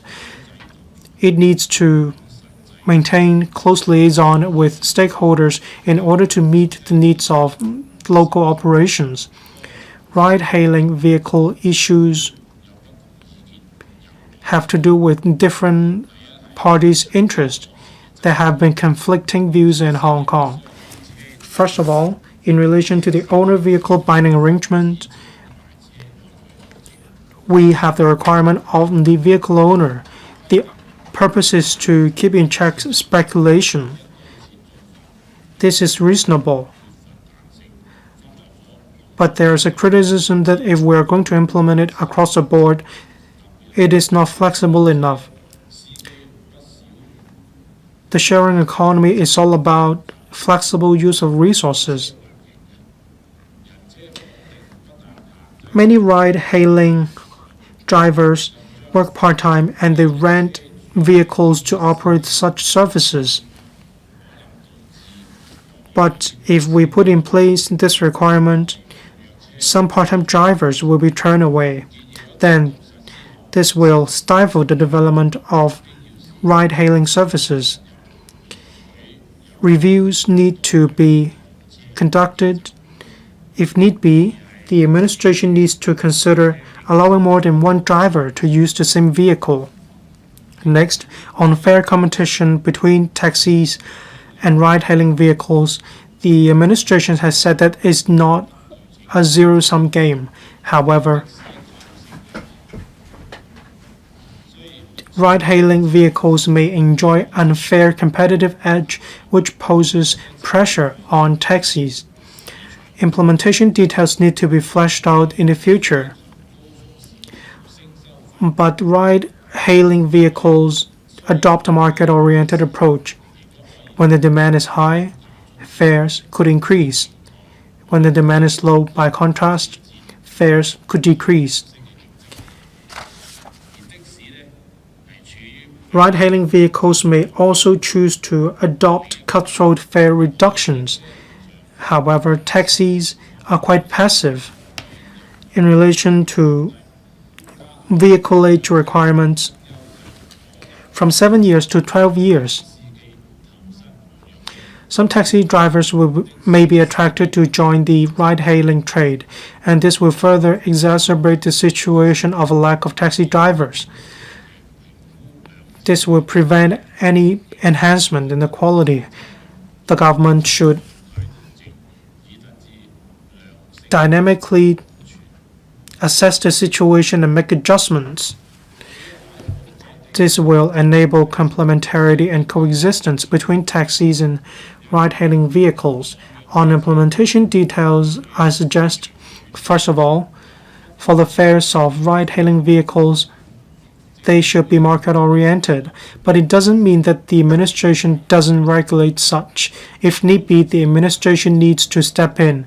They should reserve this right. The transparency of the pricing mechanism should be kept.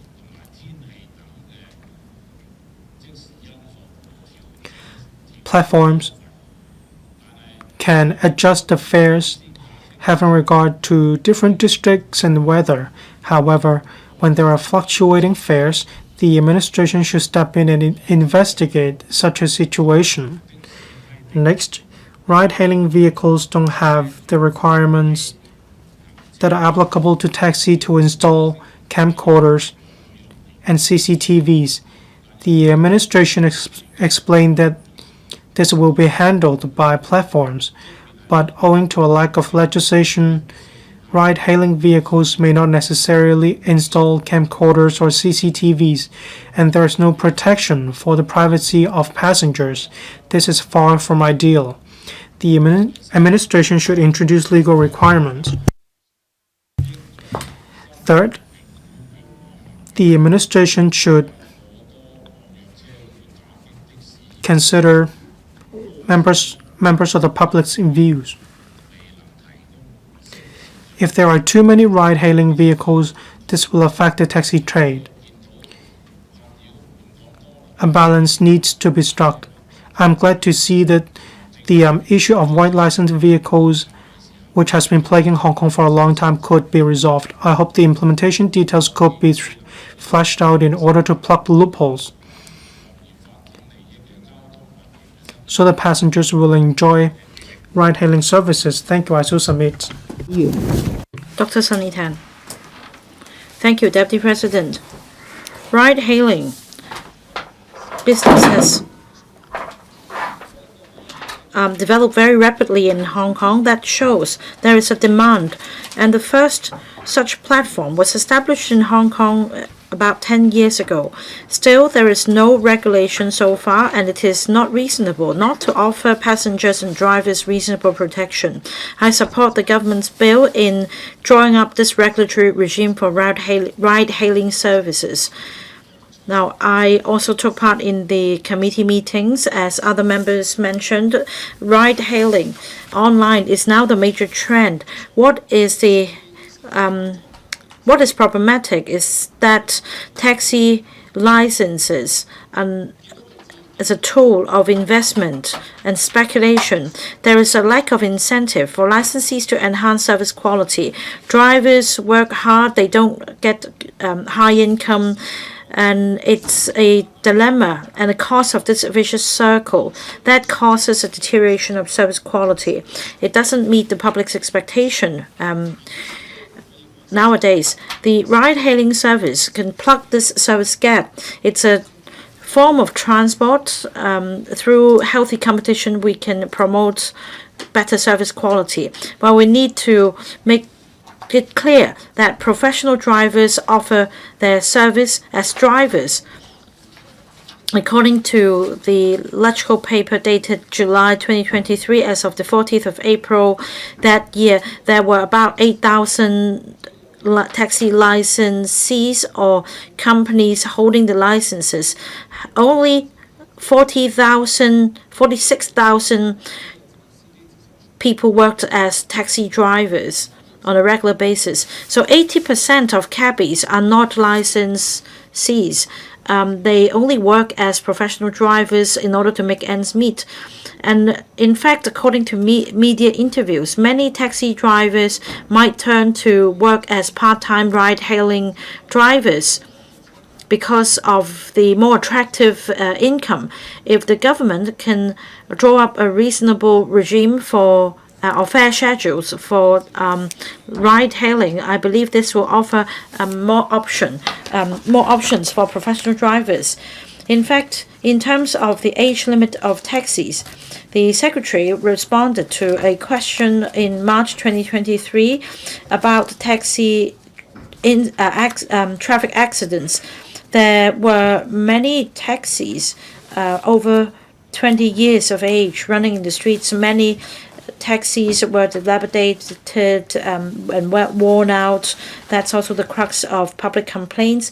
Now, the bill provides that the age of vehicles must not be over 12, and I think this is a reasonable arrangement because for second-hand cars over or within 12 years of age, the prices are lower and it's more affordable for drivers.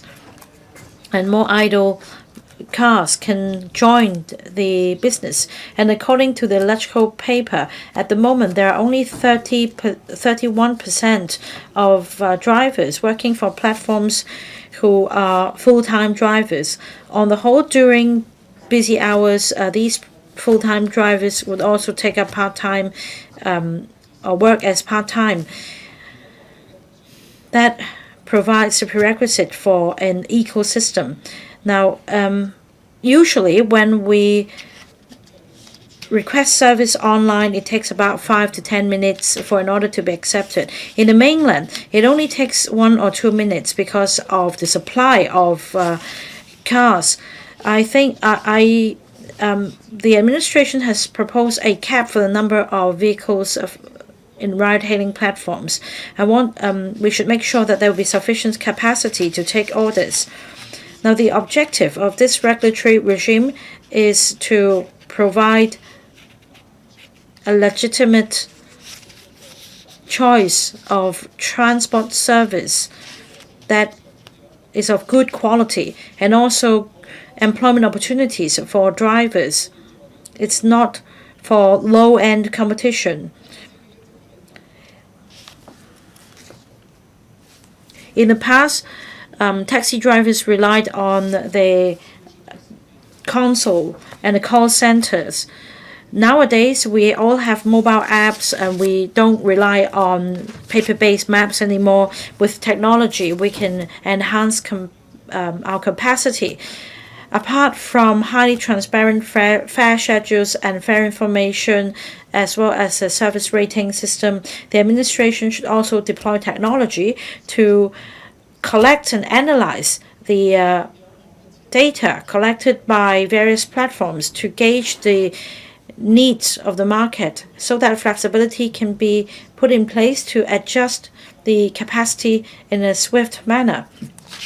Now, there is also the issue of customer service. I hope that the administration will consider introducing a licensing condition so that customer service can be provided for the purpose of healthy competition and better meet the needs of the public. There will also be more favorable working conditions for drivers. Now, I hope that the people's interests will be put first.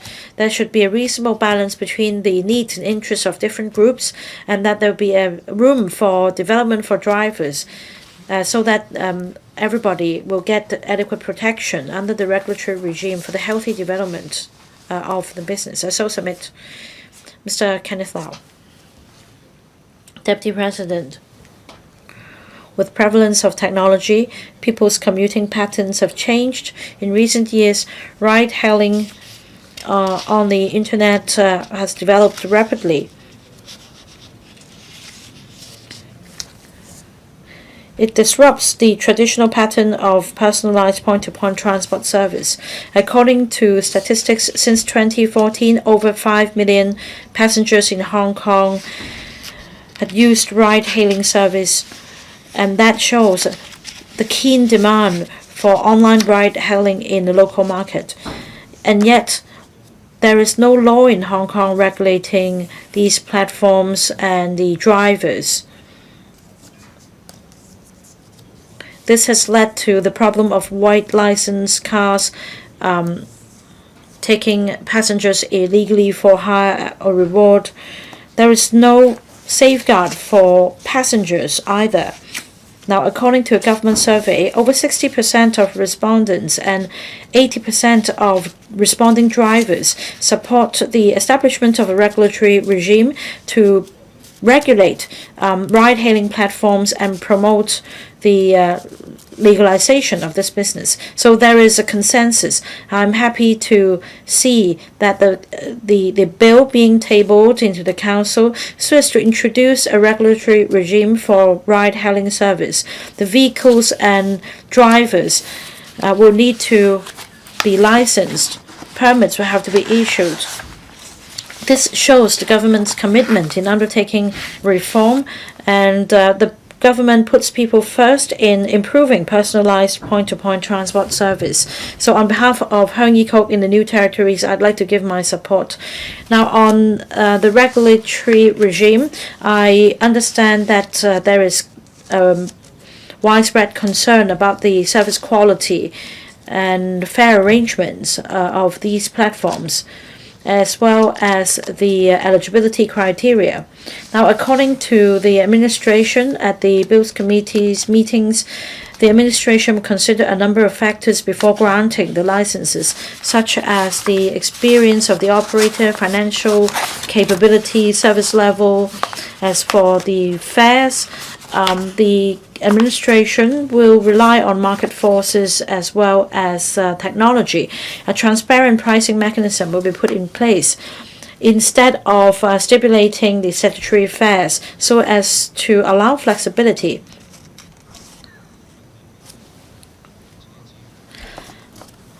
The regulatory regime is neither too stringent or too lax. We've also given some thoughts to the practices in other places in order to safeguard the income of platform drivers as well as the rights of citizens. We need to strike a suitable balance. I hope the administration will continue to monitor the operation of these platforms and leveraging on technology. The licensing conditions should be further adjusted along with the fare schedules to ensure service quality and service level. Now, according to the administration, the ride-hailing vehicles age limit has been relaxed from 7 years to not more than 12 years. This can further unleash the potential to enhance capacity, and this will also help increase supply of cars. Third-party motor insurance will also be required. This can ensure passenger safety and road safety. The bill also provides that for drivers to be licensed, they must not have any serious traffic conviction records 5 years before the application date, and that within the specified period, they must complete the pre-driving course. This is a response to the public's aspiration for better service quality. As for vehicle or owner vehicle binding arrangement, this is effective in stemming out illegal drivers, and this is also conducive to the healthy development of ride-hailing services. Now, Deputy President, this bill provides another option for personalized point-to-point transport service. This can also allay the concerns of the taxi trade on competition and impact on their livelihood. In fact, the taxi trade enjoys various advantages that are unique. For example, they allowed hailing by this on the road, and they also have designated taxi stands to pick up passengers. They can also drop off or pick up passengers in closed roads and restricted zones. For ride-hailing cars, we can maximize the potential in the private car pool so as to enhance capacity and offer flexibility. Now, for implementation details, the government should consider the matter in a comprehensive manner and make sure that consensus is reached in the community on, say, the number of licenses to be issued so that we can achieve 1 + 1 is greater than 2 and better synergy. I support the bill. Mr. Gary Zhang. Thank you, Deputy President. Before I became a LegCo member, that is a few years ago, I have already been paying close attention to this issue. Although I was looking at this from a citizen's perspective, I have written many articles on the website of my party to call for regulation of ride-hailing services in Hong Kong. We have seen other jurisdictions regulating such service for a long time, and it seems that the operation has been smooth. Why can't Hong Kong do this? Why can't we have such a convenient means of transport in Hong Kong? Why can't we regularize this and regulate the relevant service? After I became a LegCo member, I have been actively urging the administration to regulate the operations of ride-hailing services so that it can be a part of the public transport system. As I found out more about the topic, I can see that things are not as easy as they seemed to me before. There cannot be an across-the-board approach. And I have heard some people say we can just regulate the platforms in legislation. And then if there is anything wrong, we can just cancel the licenses of the platforms. But I think citizens do not accept this. Let me put it simply. Say, if there is a private car that is being operated by as a ride-hailing vehicle, it is not that simple as just allowing them to drive, because we have tens of thousands of drivers driving taxis for a living. People may not have a good impression of taxi drivers, but as an important pillar of the public transport system. In policy making, we need to consider the impact cost to taxi drivers, especially in terms of serious fluctuations in asset value.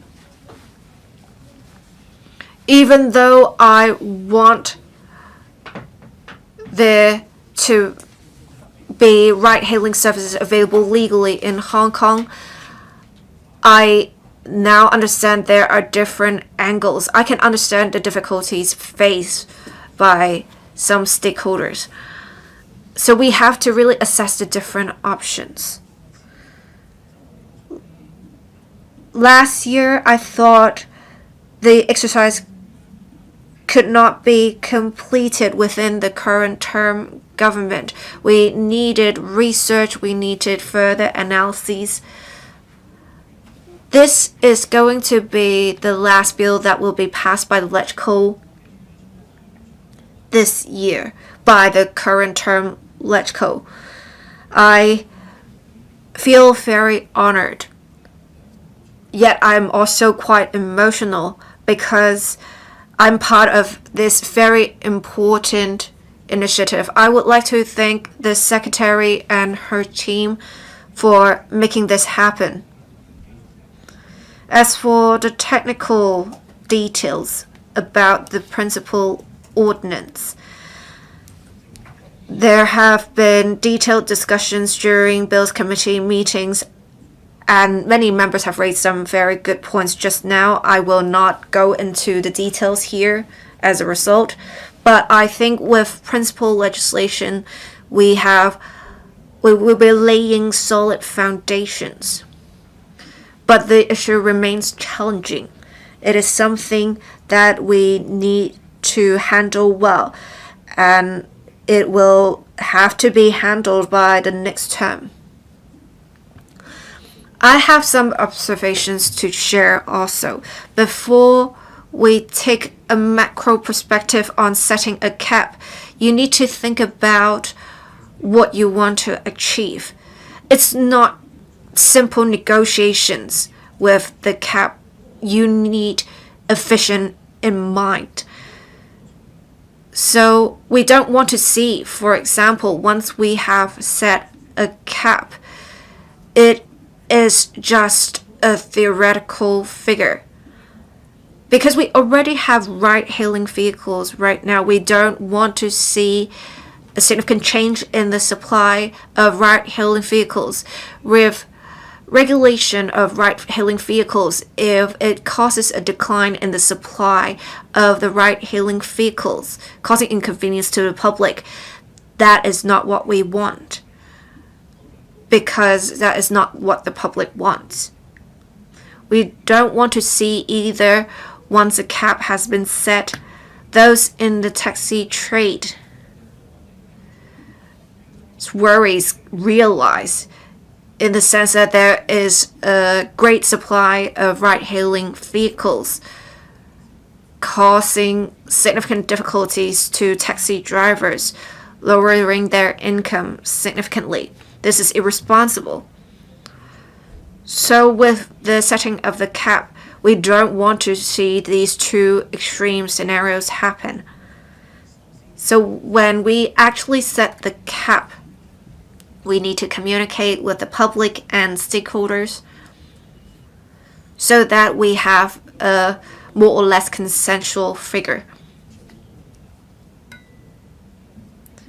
How we can achieve this? I think we can have an adjustment mechanism.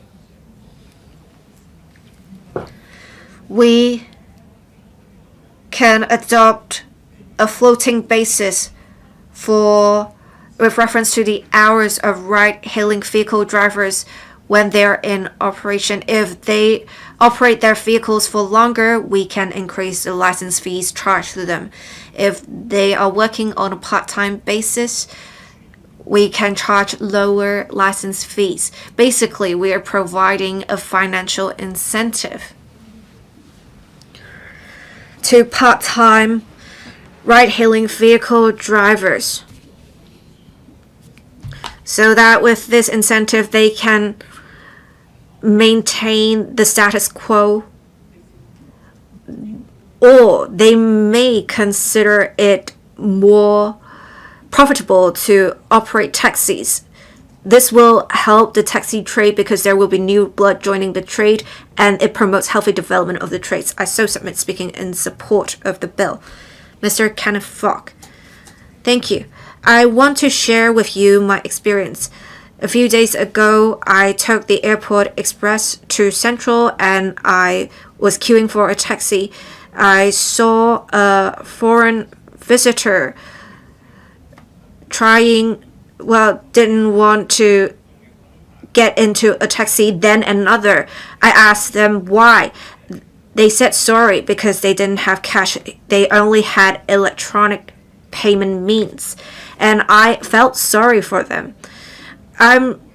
We're not talking about having electronic payment methods being mandated today. This will come into operation, the relevant arrangements in April. But I think with today's bill, it is a significant step forward. We have not regulated ride-hailing vehicles before, and there have been many disputes raised by the taxi trade. We shouldn't think only about competition faced by the taxi trade. We shouldn't impose excessive restrictions on the ride-hailing service trade. We need to be on the side of the people and respect that there are now developments that require us to balance the traditional trades and new emerging trades. And we have seen senior mainland officials talking about making breakthroughs, stop catering to vested interests. So I support this bill. I support this in terms of long-term planning for society, and that we can give off a good impression to international visitors. Many think there is a zero-sum game for the taxi trade and the ride-hailing service trade. Both are important parts of the public transport system. We need to have quality services from both trades to increase competition, to promote healthy development of the trades. I do not ignore the importance of the taxi trade. The taxi trade has its inherent advantages, and with the taxi fleet regime being launched, we really see changes being made to the trade. Hong Kong has a population of 7 million people. We receive over 60 million visitors. And we have another member mention every day we have 880,000 people making use of point-to-point transport services.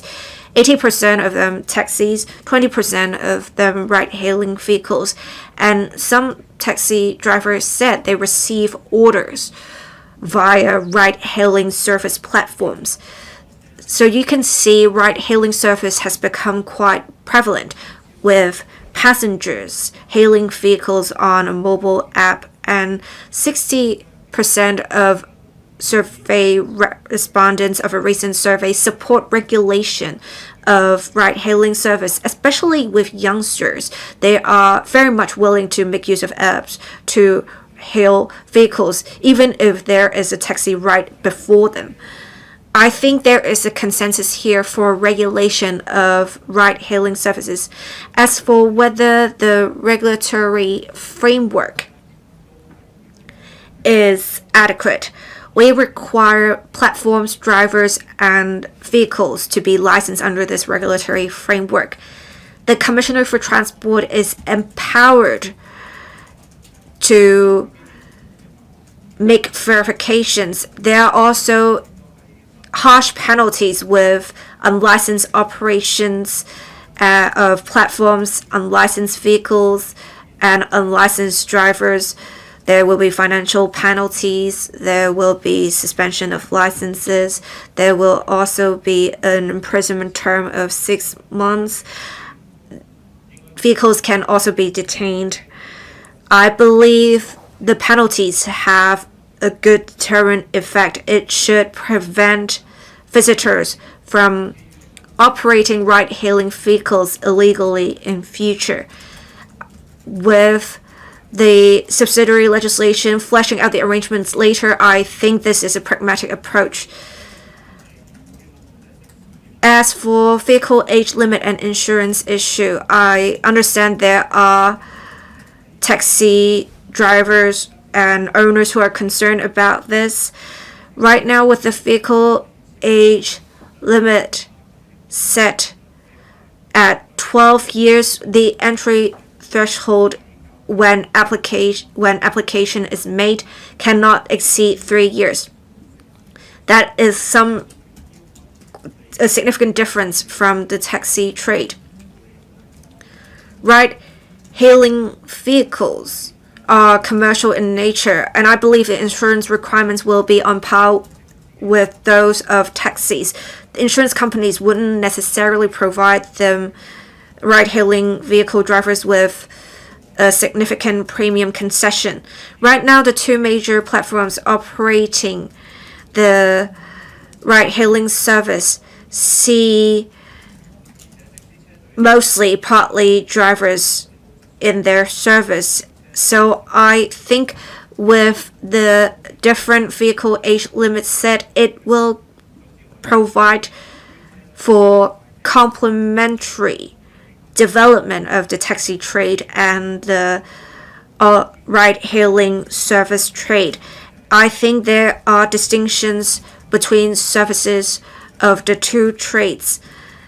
For example, taxis can solicit passengers on the street.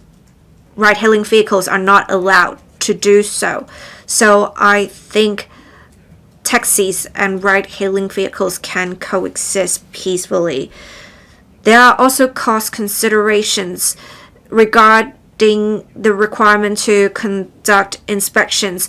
Of course, we need to prioritize safety, but we also need to make sure the requirement is keeping up with the times. An important consideration mentioned by members is a cap to be set on the number of licensed ride-hailing vehicles. As I said earlier, I appreciate the government taking a pragmatic approach by putting in place the framework first and then fleshing out the arrangements later with reference to more data. In future, we should collect relevant data and set up a database so that with the government and the operators, they can make good use of such data and conduct scientific analyses for potential adjustments to the mechanism. We do see a resumption of recovery, and having considered the current labor market, we should not set too low of a cap on licensed vehicles so as to unleash the potential of vehicle supply and capacity to meet needs and demand of passengers requiring point-to-point travel services. I believe with this bill, it is driven by the interest of passengers. It will facilitate the healthy development of the taxi and ride-hailing service trade. It can also consolidate Hong Kong's position as an international tourism destination. President, I fully support the passage of this bill. I so submit. Does any other member wish to speak?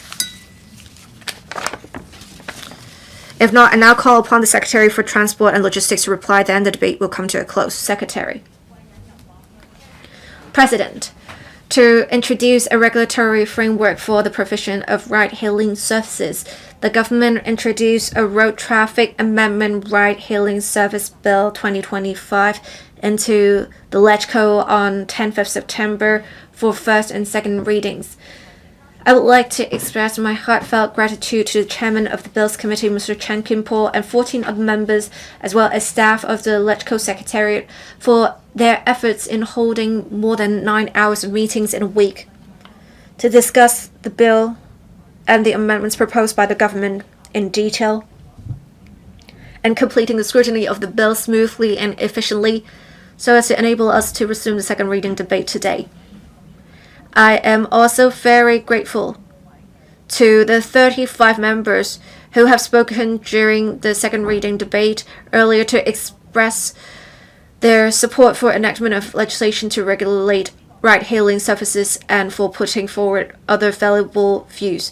As some members said, this is not just a transportation issue. This is also an emerging technology issue with development of technology and changes in traveling patterns. Ride-hailing services have become an indispensable component in the public transport systems of major cities all over the world. In the face of this trend, the current term government is determined to introduce a legal framework to regulate the provision of ride-hailing services to provide the public with more safe, lawful, and compliant point-to-point travel options. At the same time, we are striving to revamp the entire point-to-point transport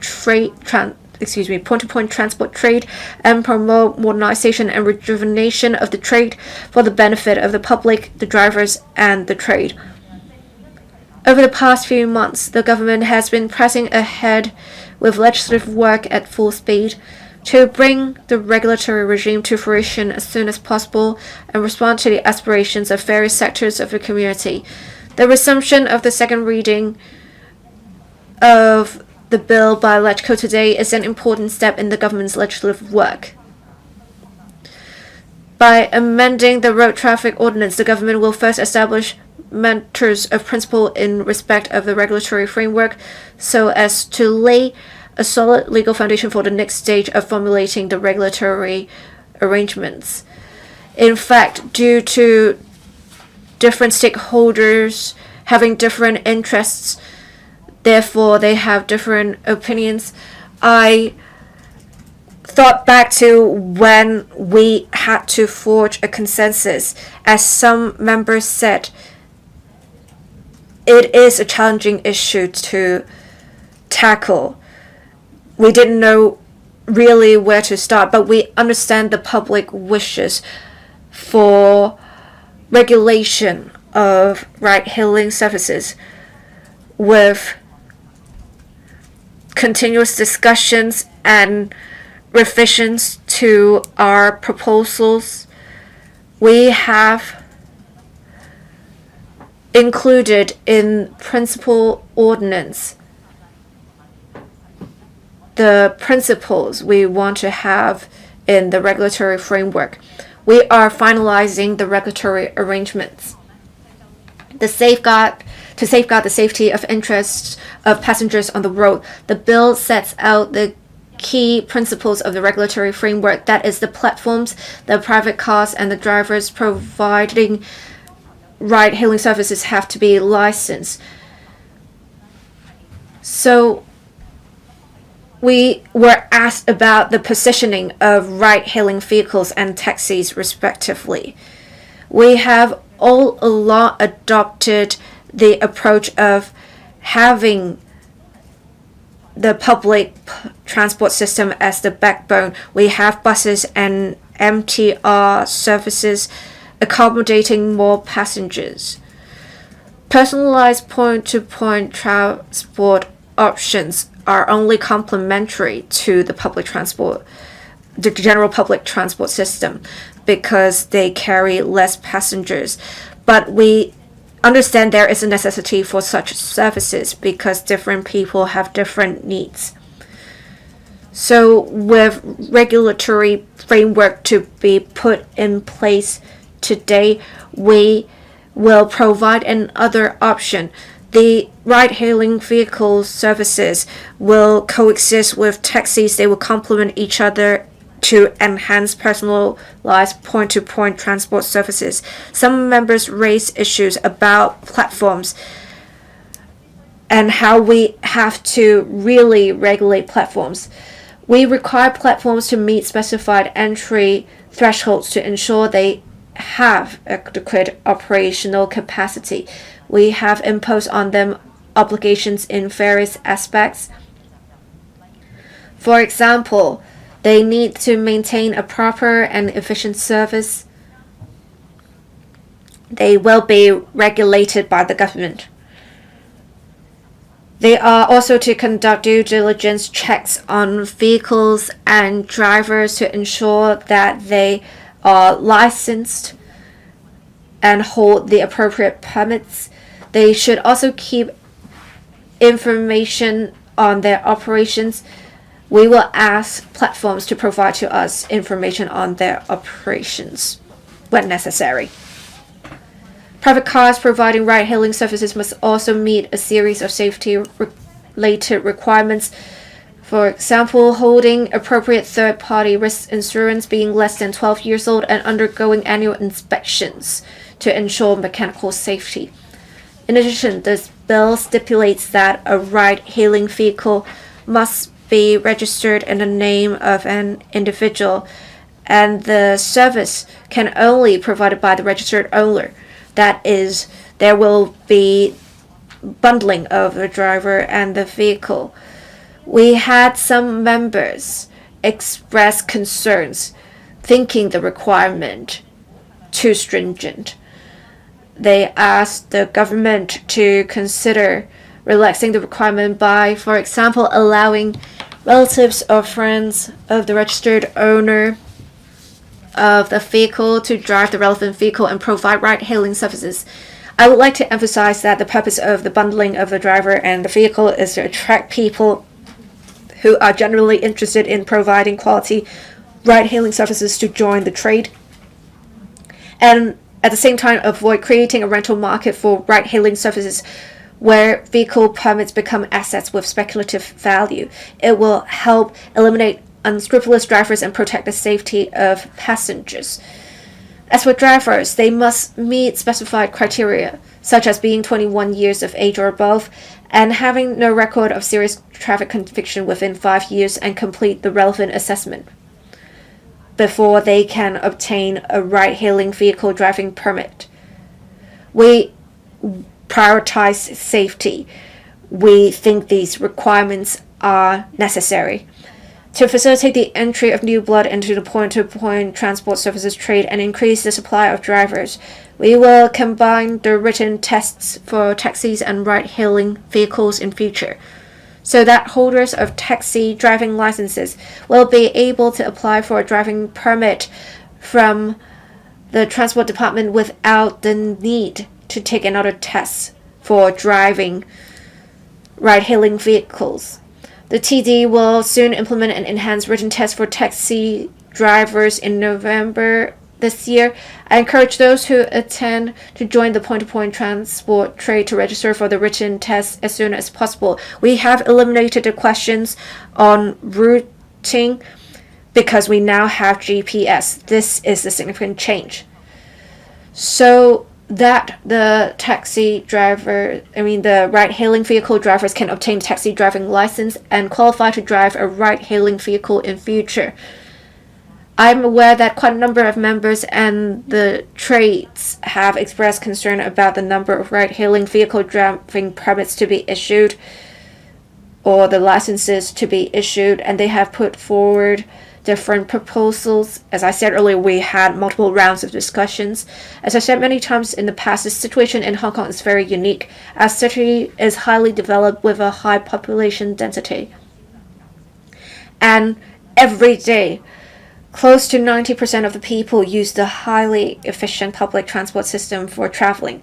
We must take into account the actual circumstances in Hong Kong, and I'm very glad to observe that there is indeed society consensus that we should set a cap on the number of ride-hailing vehicles to prevent negative consequences arising from the issuance of an unlimited number of licenses, such as traffic congestion, vicious competition in the market, which will adversely affect the business of drivers as well as the development of the trades. In determining the number, we will take into account various factors, including the public's experience in booking ride-hailing vehicles, the operational needs of the platforms, the operations of the public transport system, the capacity of roads, as well as the overall and healthy development of the trades. Some members welcome the government's proposal to set the upper limit of 12 years for age of ride-hailing vehicles, but there were also some members who considered this limit too lax. I want to say that setting the age limit at 12 years upon careful consideration has struck a balance between safety and supply considerations. Reference has also been made to relevant requirements of the mainland and overseas jurisdictions. Some jurisdictions have not set an age limit at all. The age limits are set by platforms. And when an age limit is set, it is above 10 years. So we want to prioritize safety, but we also want to offer some flexibility so that more private cars interested in participating can meet the eligibility criteria. Some members suggested different points we need to pay attention to in future: data, insurance, whether we will ask the vehicles to purchase specific insurance, identification of ride-hailing vehicles, and fares. We have had discussions over these issues before. For ride-hailing vehicles, when they provide services of carriage of passengers for reward, they will become public vehicles. In future, we will review the relationship of this legislation with other pieces of legislation. We need to ensure there is consistency also with tunnel tolls or child safety devices applicability. We need to make sure the legislation or the requirements are consistent and feasible. As for insurance, how we can have perhaps a dynamic cap on the number of vehicles. We want to have reference to data when we set the relevant number. We are already liaising with platforms to get their operational data in future. Such data will also facilitate insurance companies in formulating policies that are affordable and suitable for ride-hailing services. As for identification of ride-hailing vehicles, in the principal ordinance, we have already specified that there should be clear identification of ride-hailing vehicles to facilitate passengers in identifying relevant vehicles. Members also asked about fares. I can share with you more details here. For licensed ride-hailing service platforms, they can set their own fares. This is the beauty of technology. This is also the beauty of market operations. What is important is before the start of the trip, passengers are aware of the fares to be charged. We will, however, reserve price-setting power so that, if necessary, we can regulate the fare arrangements. For example, when there is vicious competition, when there's inflation, when there is cutthroat price cutting that leads to unhealthy development of the trade, we will consider regulating the fares. But I must say this. For platforms providing ride-hailing services, the fares they charge are highly relevant in competition. We want to make sure we're maintaining good market operations. President, the government's vision of introducing a regulatory regime for ride-hailing vehicles is to achieve a win-win situation for all. As I emphasize time and again, it is not a zero-sum game for the taxi and ride-hailing service trades. Many members said that the taxi trade has specific advantages.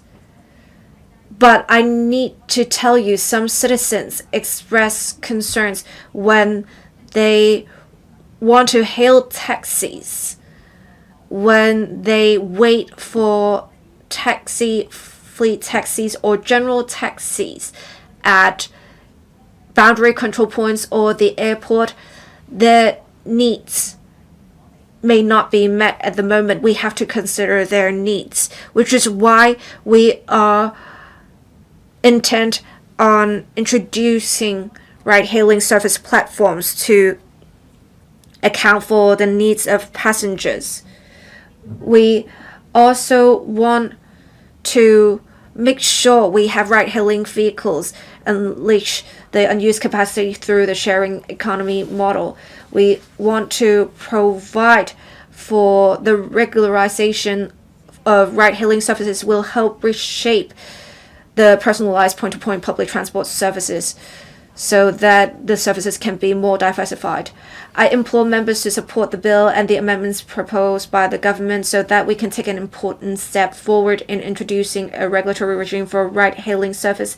Subject to the passage of the bill, we will take forward work in the next stage, including continuing to discuss with various stakeholders to finalize the technical details of regulatory framework, as well as setting out relevant details through subsidiary legislation and licensing requirements. Subject to the progress of legislative and other preparatory work, we expect that within Q4 of 2026, the first batch of licensed ride-hailing platforms will commence operation. I so submit. Thank you, President. I now put the question to you that the Road Traffic Amendment Ride-Hailing Service Bill 2025 be read the second time. Will those in favor please raise their hands? Those against, please raise their hands. I think the question is agreed by a majority of the members present. I declare the motion passed. Road Traffic Amendment Ride-Hailing Service Bill 2025